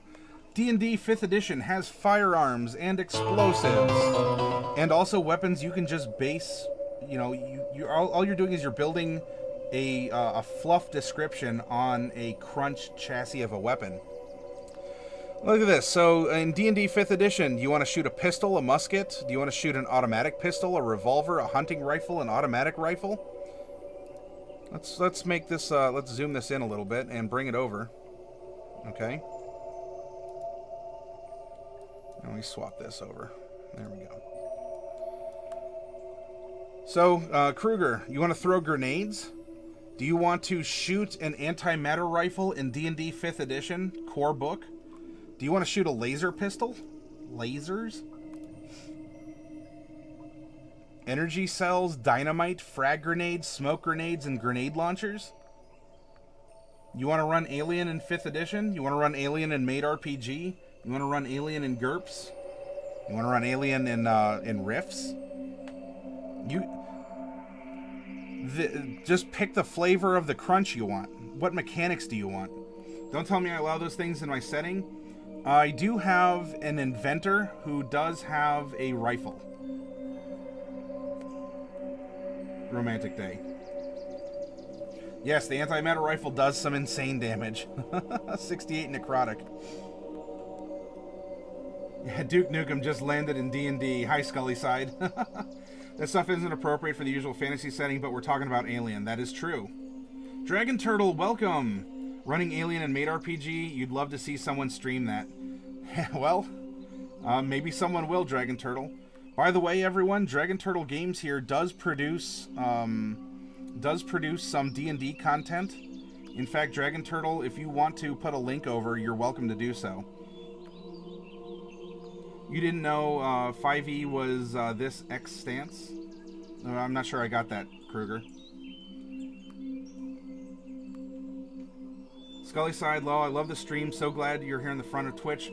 Scully, thank you for saying that, and it is an opportunity that I'm very thankful to Twitch for as well. I've got to meet so many other role players and gamers who enjoy the tabletop setting. Odinson, thank you. I appreciate the bits, man. Odinson, a powerful name. A name of the North. A name of proper, civilized folk.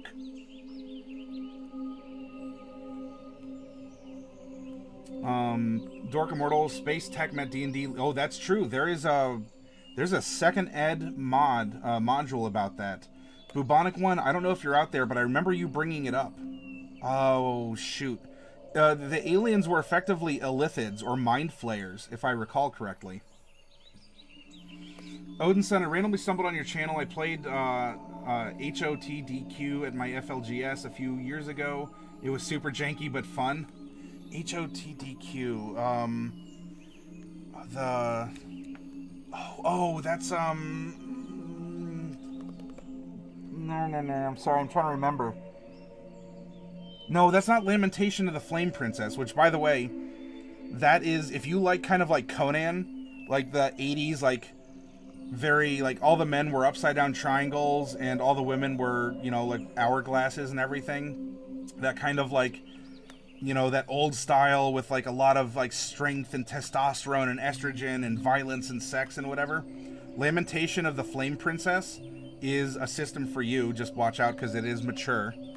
It is a mature setting or whatnot. There's all kinds out there, though. HOTDQ. What? I'm sorry. I'm trying to remember Odinson. Oh, no. Horde of the Dragon Queen, right? Before I scroll down. I mean, not that you're going to have to believe me. I haven't scrolled down. Horde of the Dragon Queen. I think that was it. It's super janky. Well, Odinson, I hope you have gone on to have better experiences in other mods or with some homebrew games. Thanks for the shout out. Yep. If you all want to see, so Dragon Turtle makes third-party content. It works within D&D 5e. If you want to see a creative process merge with, sort of practicality or the formation of a published setting, and not just kind of the loosey-goosey feel-good, oh, I make character. I mean, I do. I love this sort of process here. This is my strength. Though Dragon has experience in other realms. You didn't know D&D 5e was this extensive? Yep. There's 3.5 Kruger, let's be fair. 3.5 has a lot of splat to it. But yeah, look, this is in the DMG. It's sitting right here. You want automatic rifles as like pulse guns or something? There you go. Shotguns for when you have close encounters, like it was said in Aliens. You got them. Absco has a real question. What would you suggest to a 5e DM when his or her players are very powerful and mechanically well off? We play in a game where the party is statistically insane. Alright, if that's the case, you have to be careful.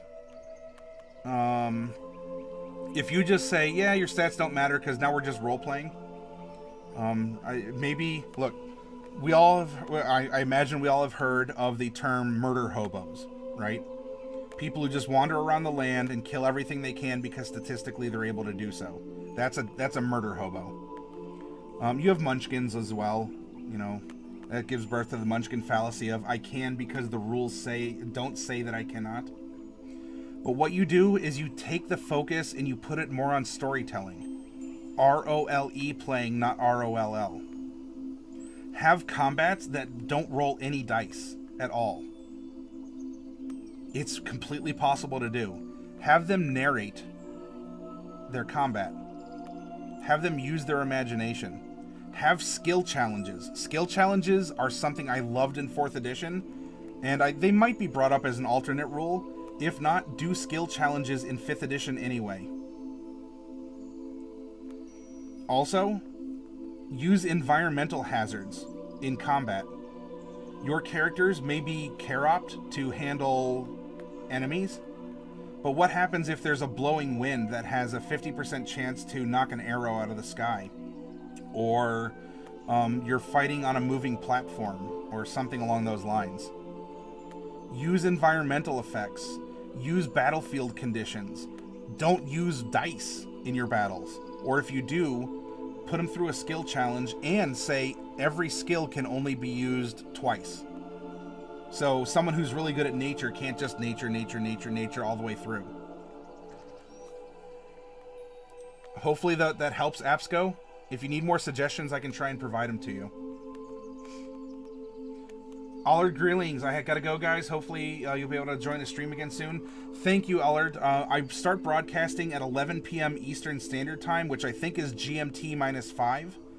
And I go until whenever. But thank you for coming along. Sword and Sorcery is awesome, says Absco. Barbarians of Lemuria, Evelyn asks. The first 5e book, Paizo started writing it before the rules were codified. Okay, I think that was Horde of the Dragon Queen then.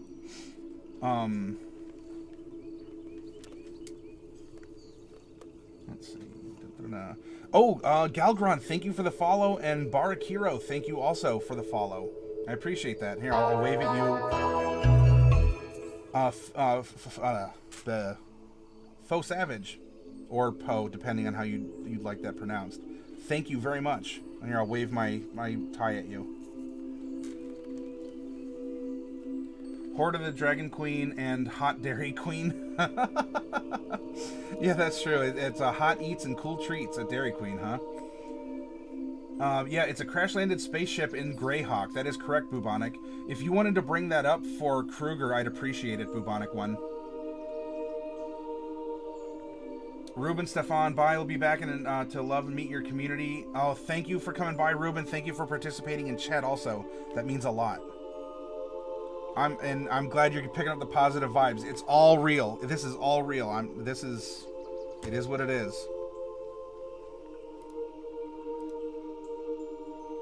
I'm glad those are good ideas, apps. I mean, care-opping happens. So if characters are statistically made for battle, throw in some social encounters. Have them figure out a mystery, a puzzle. Have them figure out something, a conspiracy, but they can't draw their weapons inside the noble's ballroom. Otherwise, they will be overpowered or something along those lines. Don't take them away, because your characters are proud of their Karop. Whether or not you like it or not, that's your characters built, or your players built these characters. They're proud of them. Don't just say, well, you suck and I'm not playing with you anymore. We're playing my game now. Ha ha ha, nanner nanner boo boo.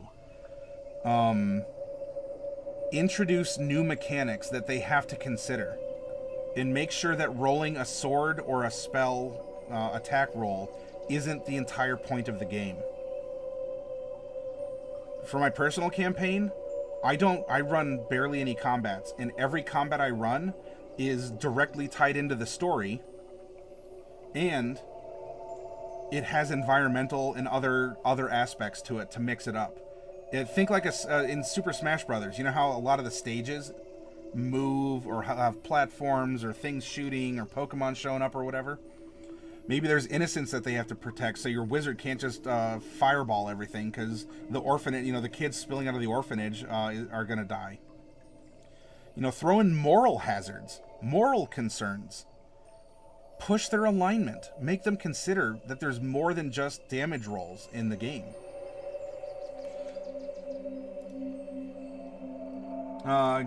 Glenn Cuttlefish, hey, I don't do murder hoboing just because I can. I do murder hoboing because it's usually the least destructive solution in the long run.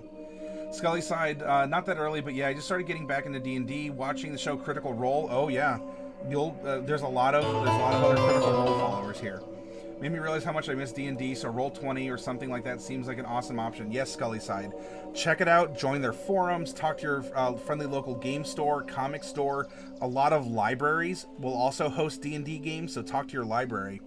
Scary Monk, thank you for the follow. I don't think you're too scary. You're fine. Welcome. If I message you on Discord later, will you help me set up an Alien 5e story? Yes, I will, Kruger. If you message me, I will do so.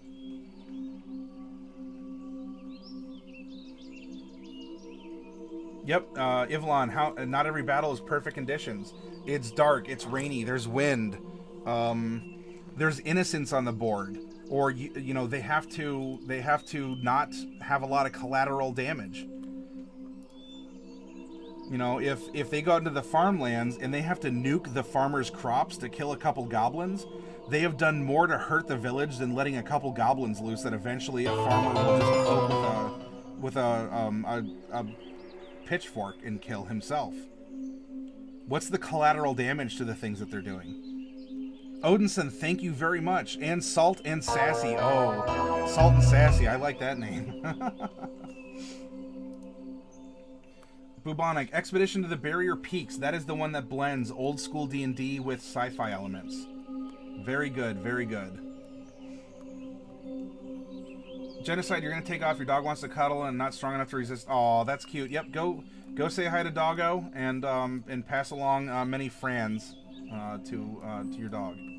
Bye, Miss Genocide.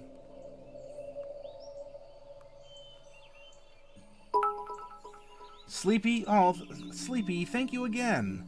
That's really kind of you. I mean, I know it's also self-preservation, but still, that's very kind of you. Benowulf, thank you for the follow, and Acetylcholine. Hey, not bad for on the fly, right? Thank you for the follow as well. Caden, oh, thank you for the update on there. That's really cool. Absco, this is a 17+ game, by the way, just for context. The level is irrelevant, Absco. Wind is wind, whether you're level 1 or level 17. NPCs that are unfriendly and you have to go through a skill challenge to get through, the level doesn't matter, especially in 5th edition. If you're focused on storytelling and not tactical combat, they could be level 25 and you made up your own homebrew rules to go from there. Infinite Intelligence. Is there any must-read as a player to get going? So Infinite, I would... yes, if you go to Darkwolf or Ivlon, can you post a link to D&D Beyond, please?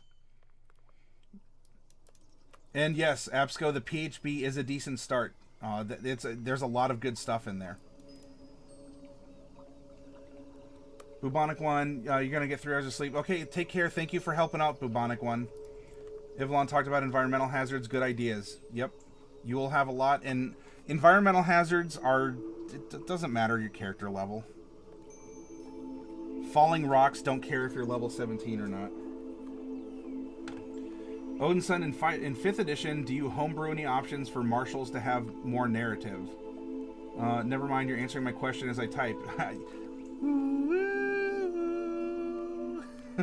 If you have any further questions, though, Odinson, maybe I can use my precognition and answer them, or I'll just read them and react to them. Galgren, every party needs a bard. Well-played bard makes the game more fun. Good faces for those social encounters, and they teach team play for combat. Yeah, bards are excellent in parties, though I'll tell you, Galgren, one of our week's projects here in the channel, we made, well, it was actually 4 bards. it was FOR and FOUR. We made a party of 5 people over the week. 4 of them were bards, because I was making the point in 5th edition, you can have the same character.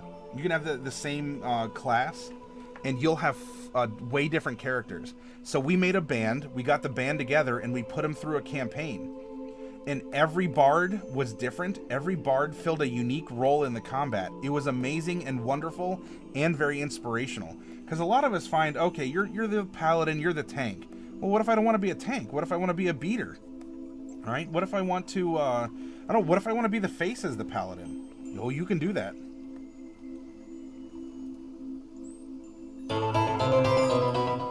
Northeast Dave, thank you for the follow.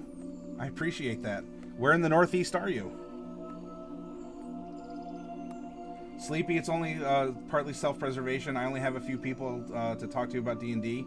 Well, Sleepy, you have a whole host of friends now to talk D&D with, all right? With which to talk about D&D. Never use a preposition to end a sentence with. Yep, we do it 5 nights a week. Dark Wolf is absolutely correct. You're of the belief that your players do not need to do any homework. Vanille beer. Ooh, that sounds tasty. Your thoughts on making D&D more about just damage rolls was insightful. Thank you. I love the idea of introducing more moral dilemmas. Yes, moral dilemmas are often harder last bosses in a campaign than the actual boss you want to throw at your players. In fact, it was... if you give Cthulhu a hit point bar, you've missed the entire point. That's some words of wisdom that a fellow person in here who specializes in horror gave me.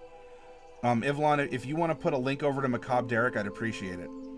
The second you give Cthulhu hit points, you've missed the entire point of Cthulhu, the mythos, horror, and storytelling. The moral dilemma is the last boss. Well, I mean, what's the only thing keeping Superman back? He's a god. It's because, yeah, he's a god, but he can't squish everyone around him because it's so easy for him to accidentally do. That's a summary. But I'm very glad, Vanille Beer, that that is getting you thinking, and it's getting you out of more of the, well, I put goblins in front of my players and let's see what happens. Which goblins exist, and fighting goblins can be fun. Though, is it D&D?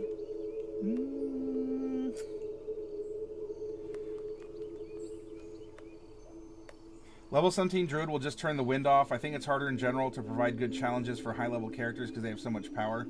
I agree that challenging their goals and morality is more useful than challenging their abilities.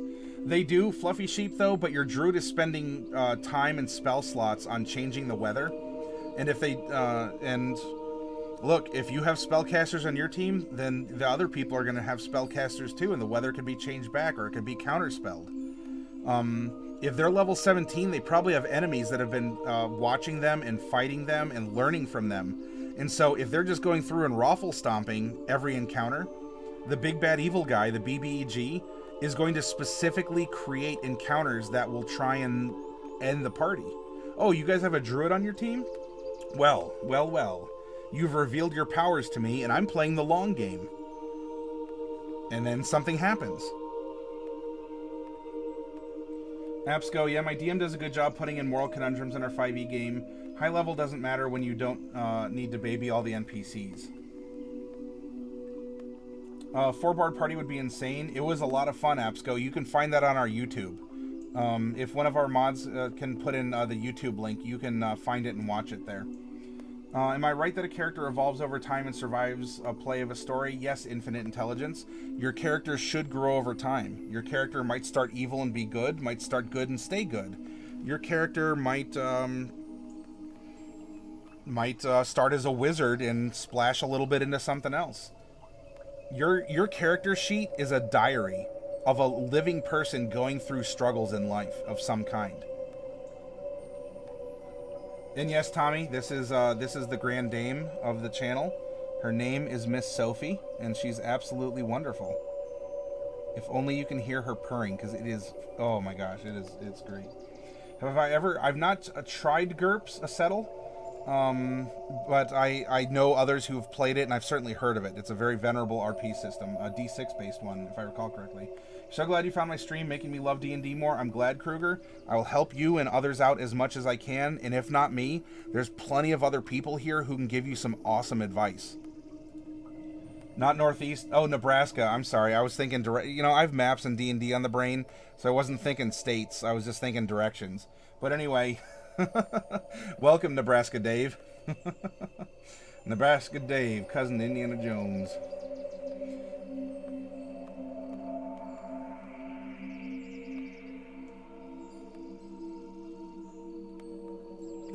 Galgaron, bosses that shouldn't have stats. Lady of Pain from Planescape, Cthulhu. Yeah, you know what? If your bosses don't have hit point bars and they don't have spell lists, all of a sudden you're gonna find that high level party that's just been rolling over goblins and everything else.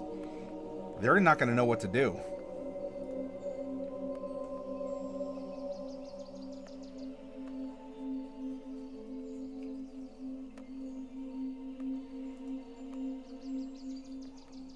I'm catching up here. I'm trying here.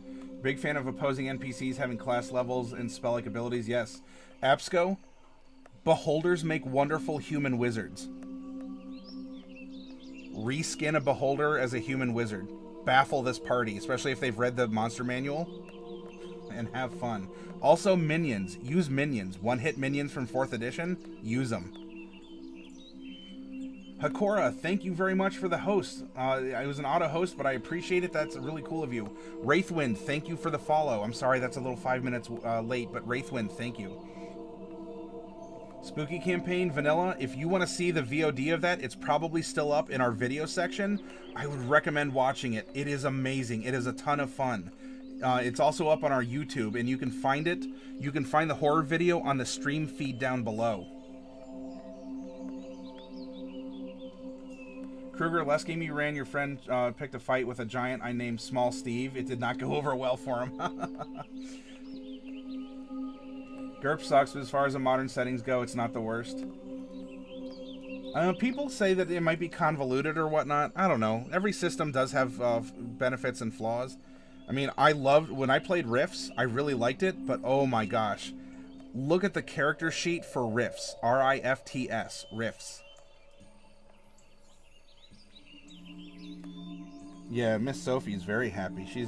As long as her forehead is touching something or someone, she seems to be the happiest.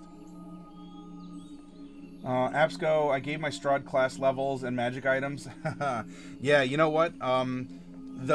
If you think about it, Absco, the spell list that Strahd by default has in the mod, if he knows people are coming to his castle, which he probably does, he's not going to have those spells. Oh no, he's going to have different spells.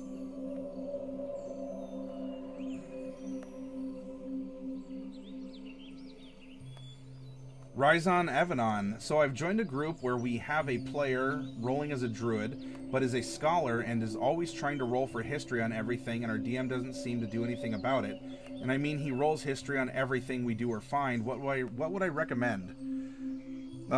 Is your DM not into it because your DM doesn't think druids should know about history? Or do you have a new DM who might be uncomfortable with like giving information? Or is this maybe, are you playing through a module so your DM might not actually have a lot of history and might not feel comfortable making it up? Ryzen, Can you clarify that a little bit more about the circumstances of your game? I'll be happy to give you some advice, though.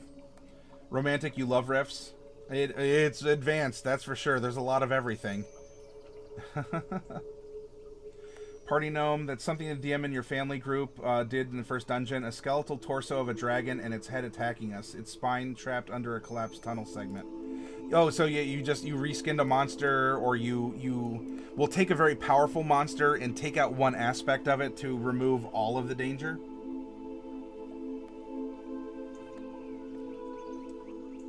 This is how skill checks work in 5e. You ask your DM if you can roll for a check, and he or she says yes or no.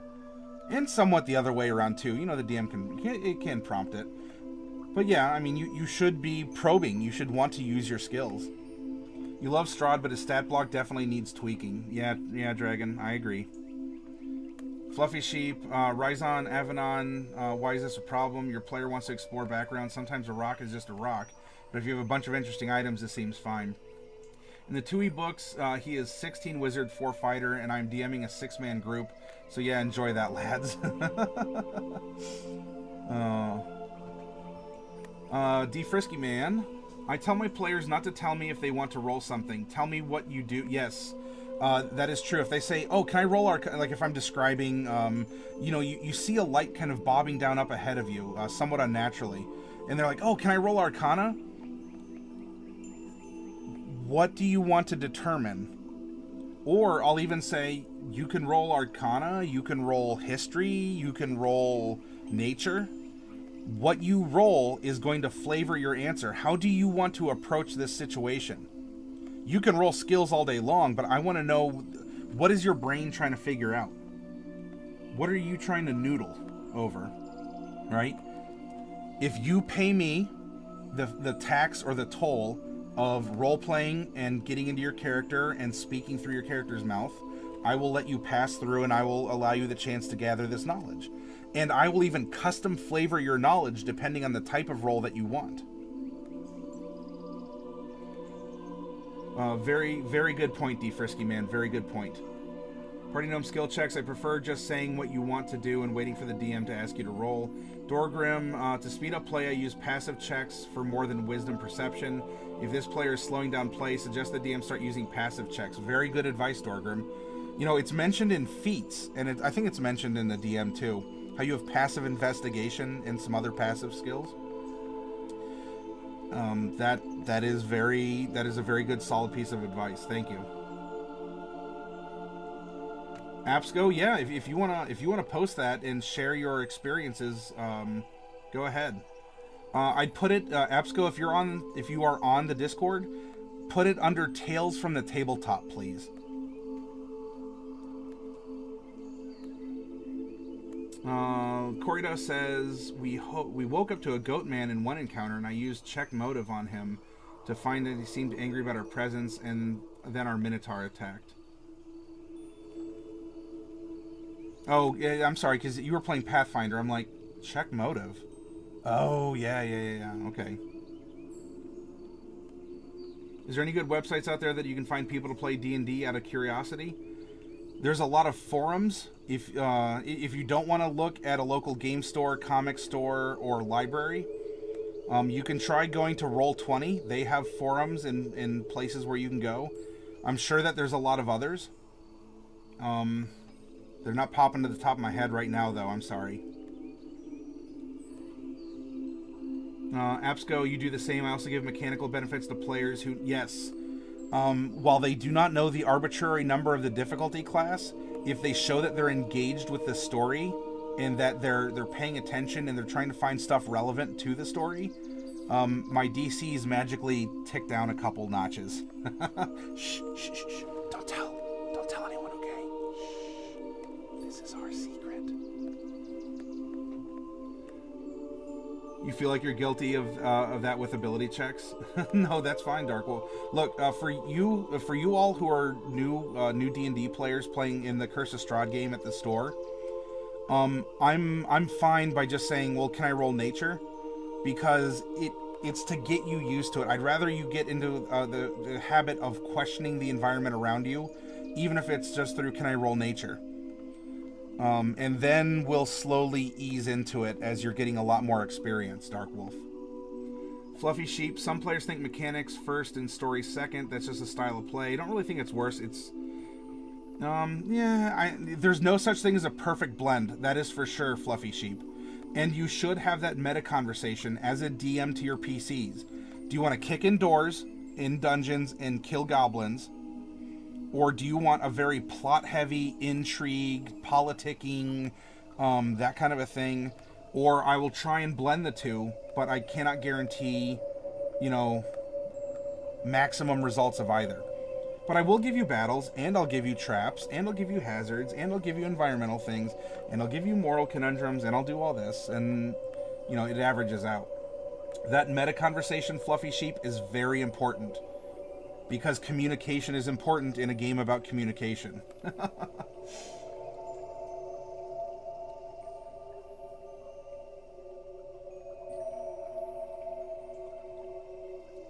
Oh, I got you, Dark Wolf. Absco, it was always a moderate check.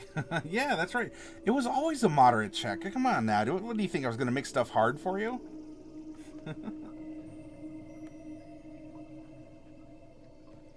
Curse of Strahd is a very popular module or a self-contained story for D&D. And it'll take you from level 1 to level 10, Corrida. Odinson, sorry if you answered this earlier and I missed it. Have you ever played Shadow of the Demon Lords? I believe it was inspired by 4E for Balance. Your talk of Cthulhu reminded me of it since it's a grimdark setting. I haven't played it, though controversial statement incoming. I do really like D&D 4th edition. But I haven't played that. I'm sorry, Odinson. Acettle, one of my favorite characters that I've ever seen in GURPS was a terrified human doctor who had his stats all thrown into history, diplomacy, linguistics, and the like. So he was like a super brain, and what, he was so smart he made himself paranoid? Acettle?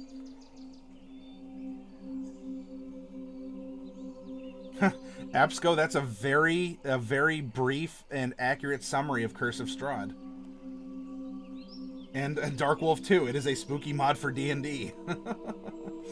As Mark Twain said, brevity is the soul of wit. Absco, unsubscribed, unbidded, unfollowed, quit. Is that because of my revelation that I really don't mind 4th edition? I've never liked using canned modules as a GM. I don't use a canned world either. I made my own. Yep. I share the same. I've been... Well, it sounds like you've been doing it way longer than I have, Nebraska. I've been running a consistent campaign world for...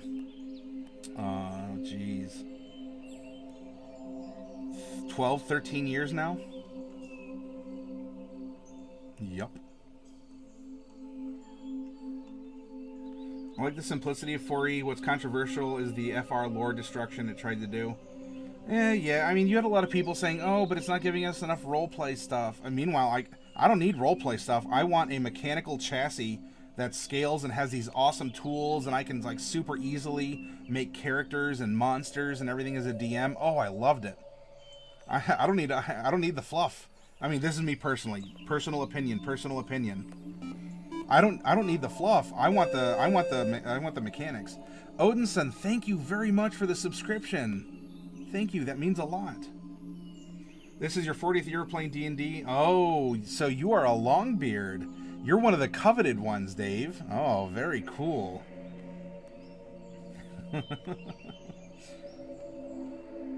That's great, though. Thank you for being a part of the channel, Dave. That means a lot to me, also. Learning from people. I've played a dozen or so years.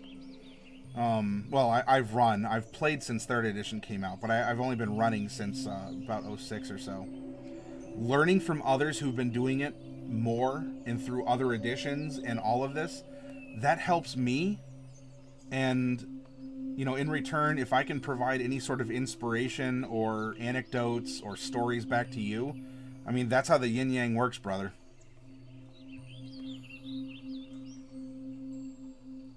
You have a CR21 Strahd that's primed and ready to... Oh my gosh. Yeah, ready to challenge your players.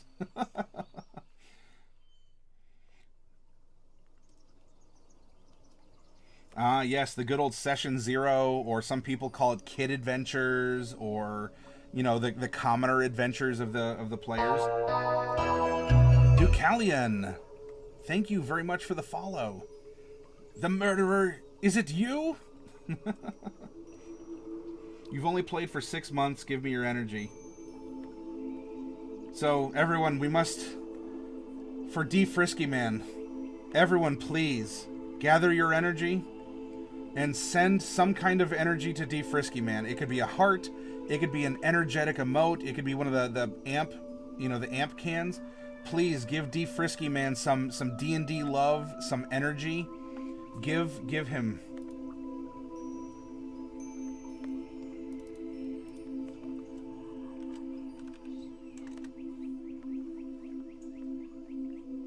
There you go. Fluffy's boosting ya. You got some cactuars running around. You got an Awoo from Darkwolf. You got some encouragement from Apsco. Aw, some love from Sleepy. Some Raxu love.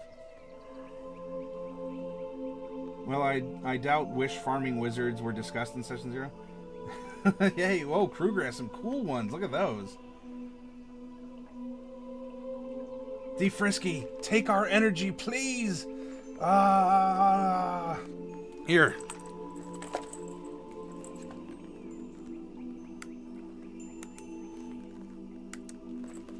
Oops, did I pull my cord? There we go. D. Frisky Man, take my energy. I'm offering it to you. Odinson, thank you for the bits.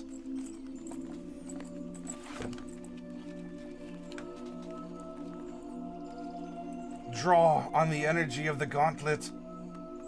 Embrace Dungeons and Dragons. Let it fuel your imagination and help you make solid bonds with your friends, your family. Meet some other fellow gamer nerds at your store or library. Woo, woo, woo, woo, woo. Go, Frisky, go, says Odinson. Hype, hype, hype. Dave says it doesn't have to be Tucker's kobolds. I know everyone goes back to that, but orcs are lawful. Put them in a phalanx. Gnolls are chaotic. Make them hit and run skirmishers like Tucker's. All Tucker did was put strategy behind the monster. You can do the same. Go to history. See how Alexander won his battles. And then slap it on hobgoblins and you put them against the party. That is very, very good advice, Dave. You can learn so much from history and apply it in D&D. And you know what? As a DM, even if you just kind of go on Wikipedia for like half an hour before your session, you can do a lot of cool stuff and completely amaze the people at your table who don't know that history. DM tricks. Yes, Dork Immortal. Woo, woo, woo, woo, woo, woo. Yeah, I got the strength. Or, alternatively, I can scan for magic, right? Oh, wrong one. There's my ultraviolet. I'm scanning you. I'm scanning you. Are you magical?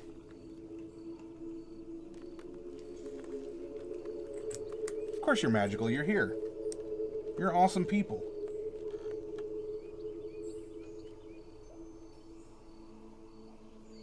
The garbage truck gave you a scare? Oh no. Red lights everywhere.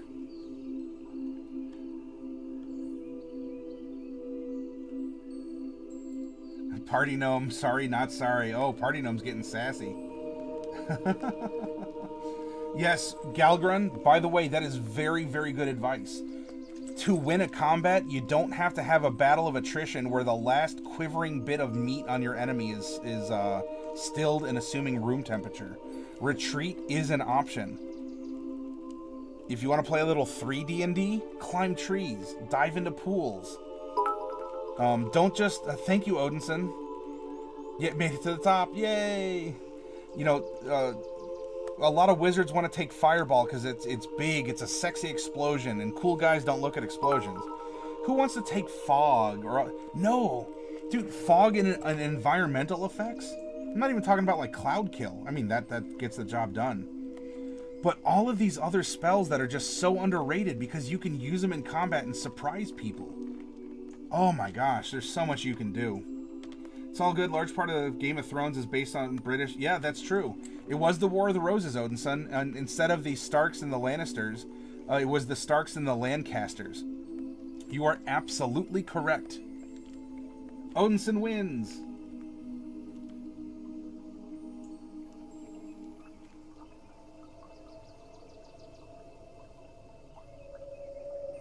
Salt and sassy. Wait, someone said sassy? That's my job. Yes, well, I mean, it's in your name. I hope you're living up to that. Araska, but retreat doesn't give EXP or loot? That's not always the case. Well, number one, Araska, experience points. You may not always play games that use them. I haven't used experience points in 10 years in my D&D games. I think it's been about 10 years since I've used experience points. Loot?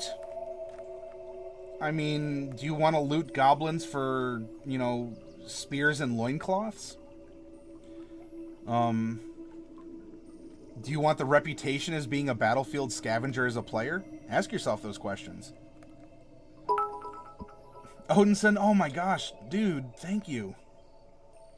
The power is strong with the Odinson. There's actually someone that, who has very Norse roots, and I nicknamed her Odin's daughter. But, you know, you get the nice O with the umlaut above it, like D-O-T-T-I-R. So, dude, you're... Oh, was it Yorks? I'm sorry. Did I say Starks again? Yeah.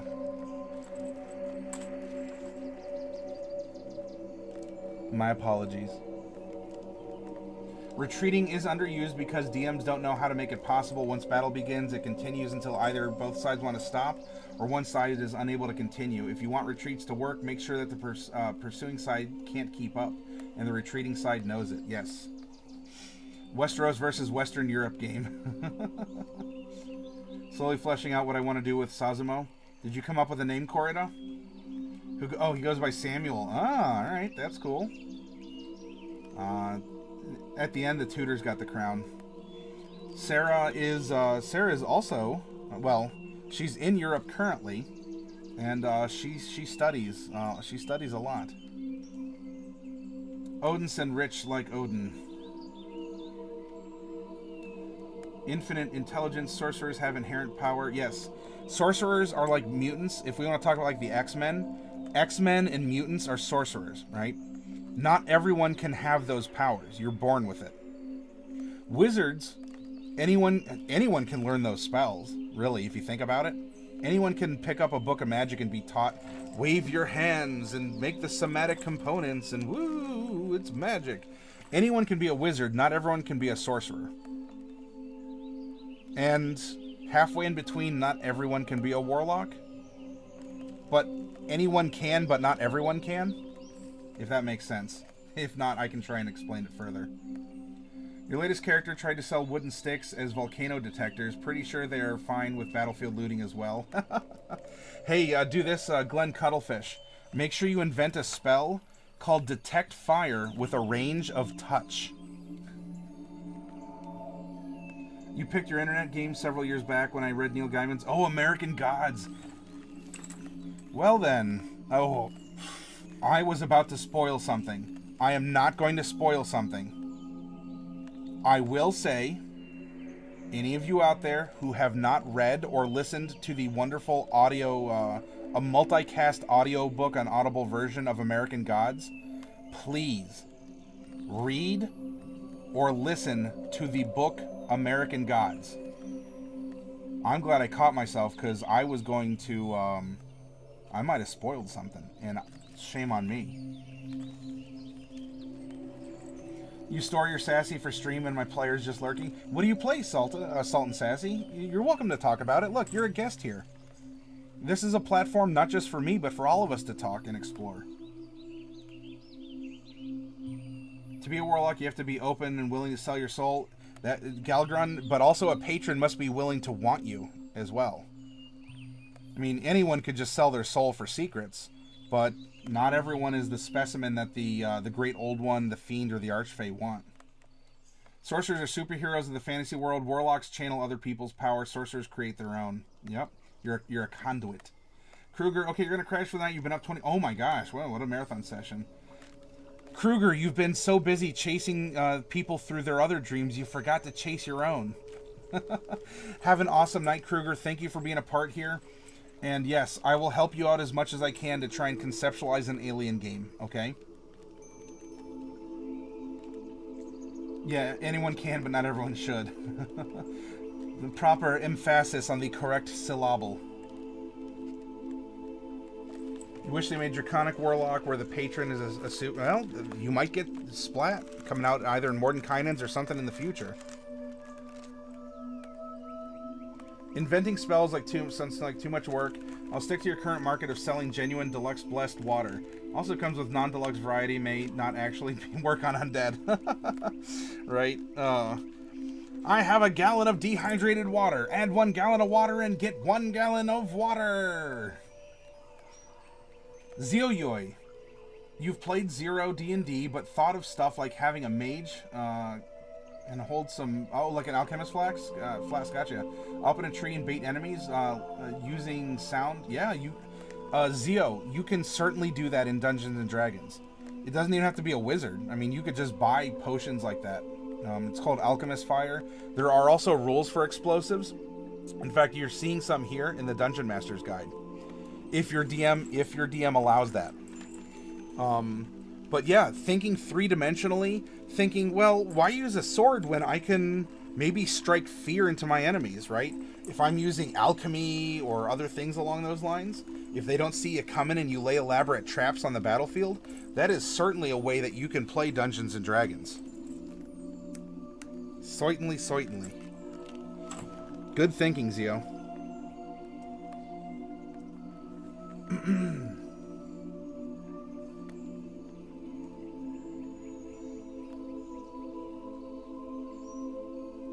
Infinite intelligence, so may it be possible to create an elf who believes to be a wizard, but is indeed a sorcerer who does not know having powers. Yeah, so what you could do is for your arcane spell focus, it's simply a book. And they've convinced themselves that they have to read out of the book to conjure their powers. And so they are reading books. Their magic comes from reading books. It requires reading books. And yeah, you can have a sorcerer who believes that they're a wizard.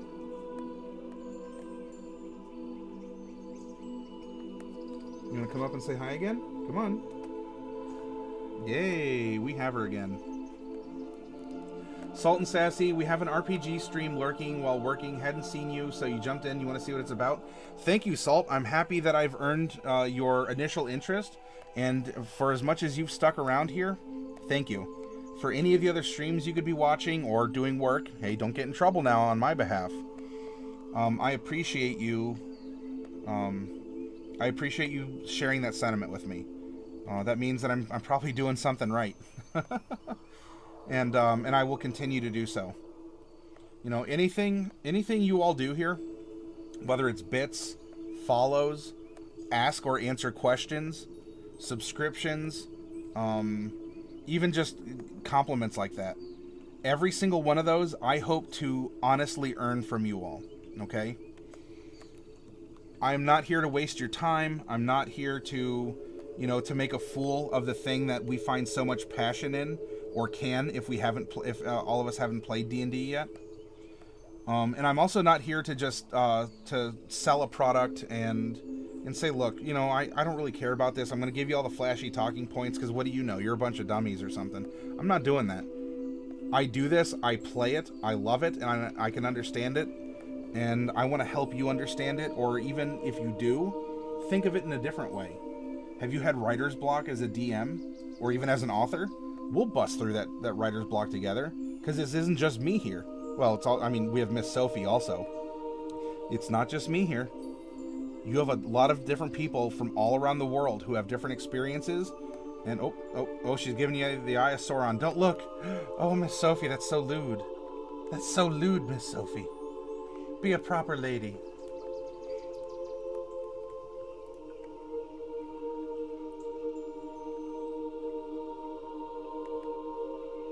Dave says you're on Pathfinder, so you have a lot of alchemists and bombs. Yeah. You can play D&D that way.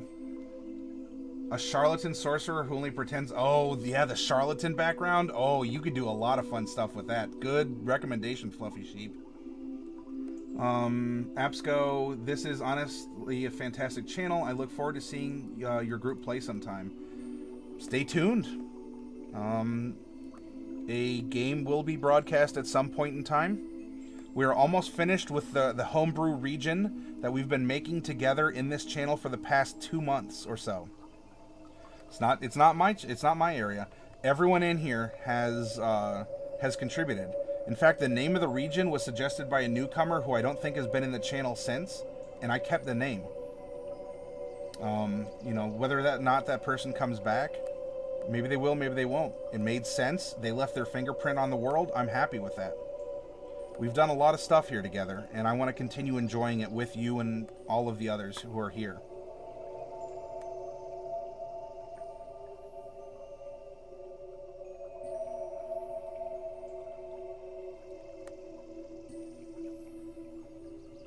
Yeah, Dark Wolf is waggling a paw. Now.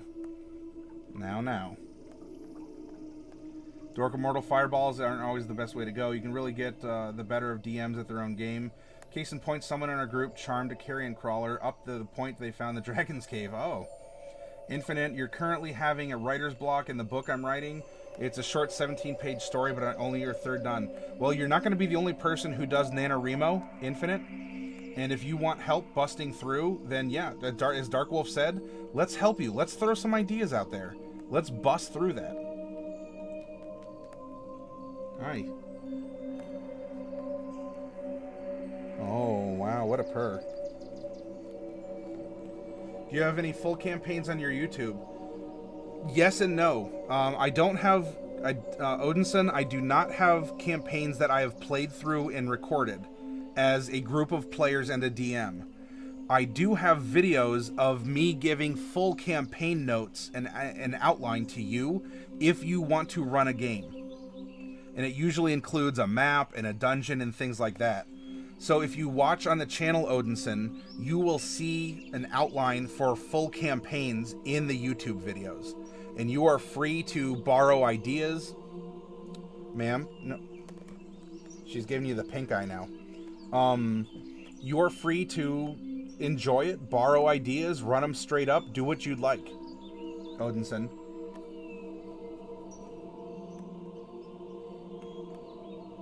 Yep, Dark Wolf has it right.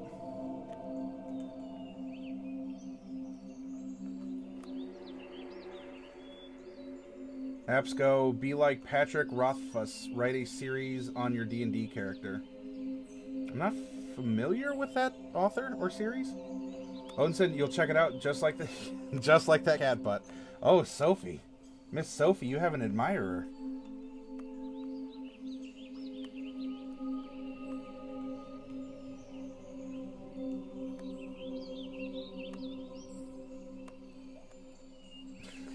She's curled and she has her head in the crook of my elbow. Oh.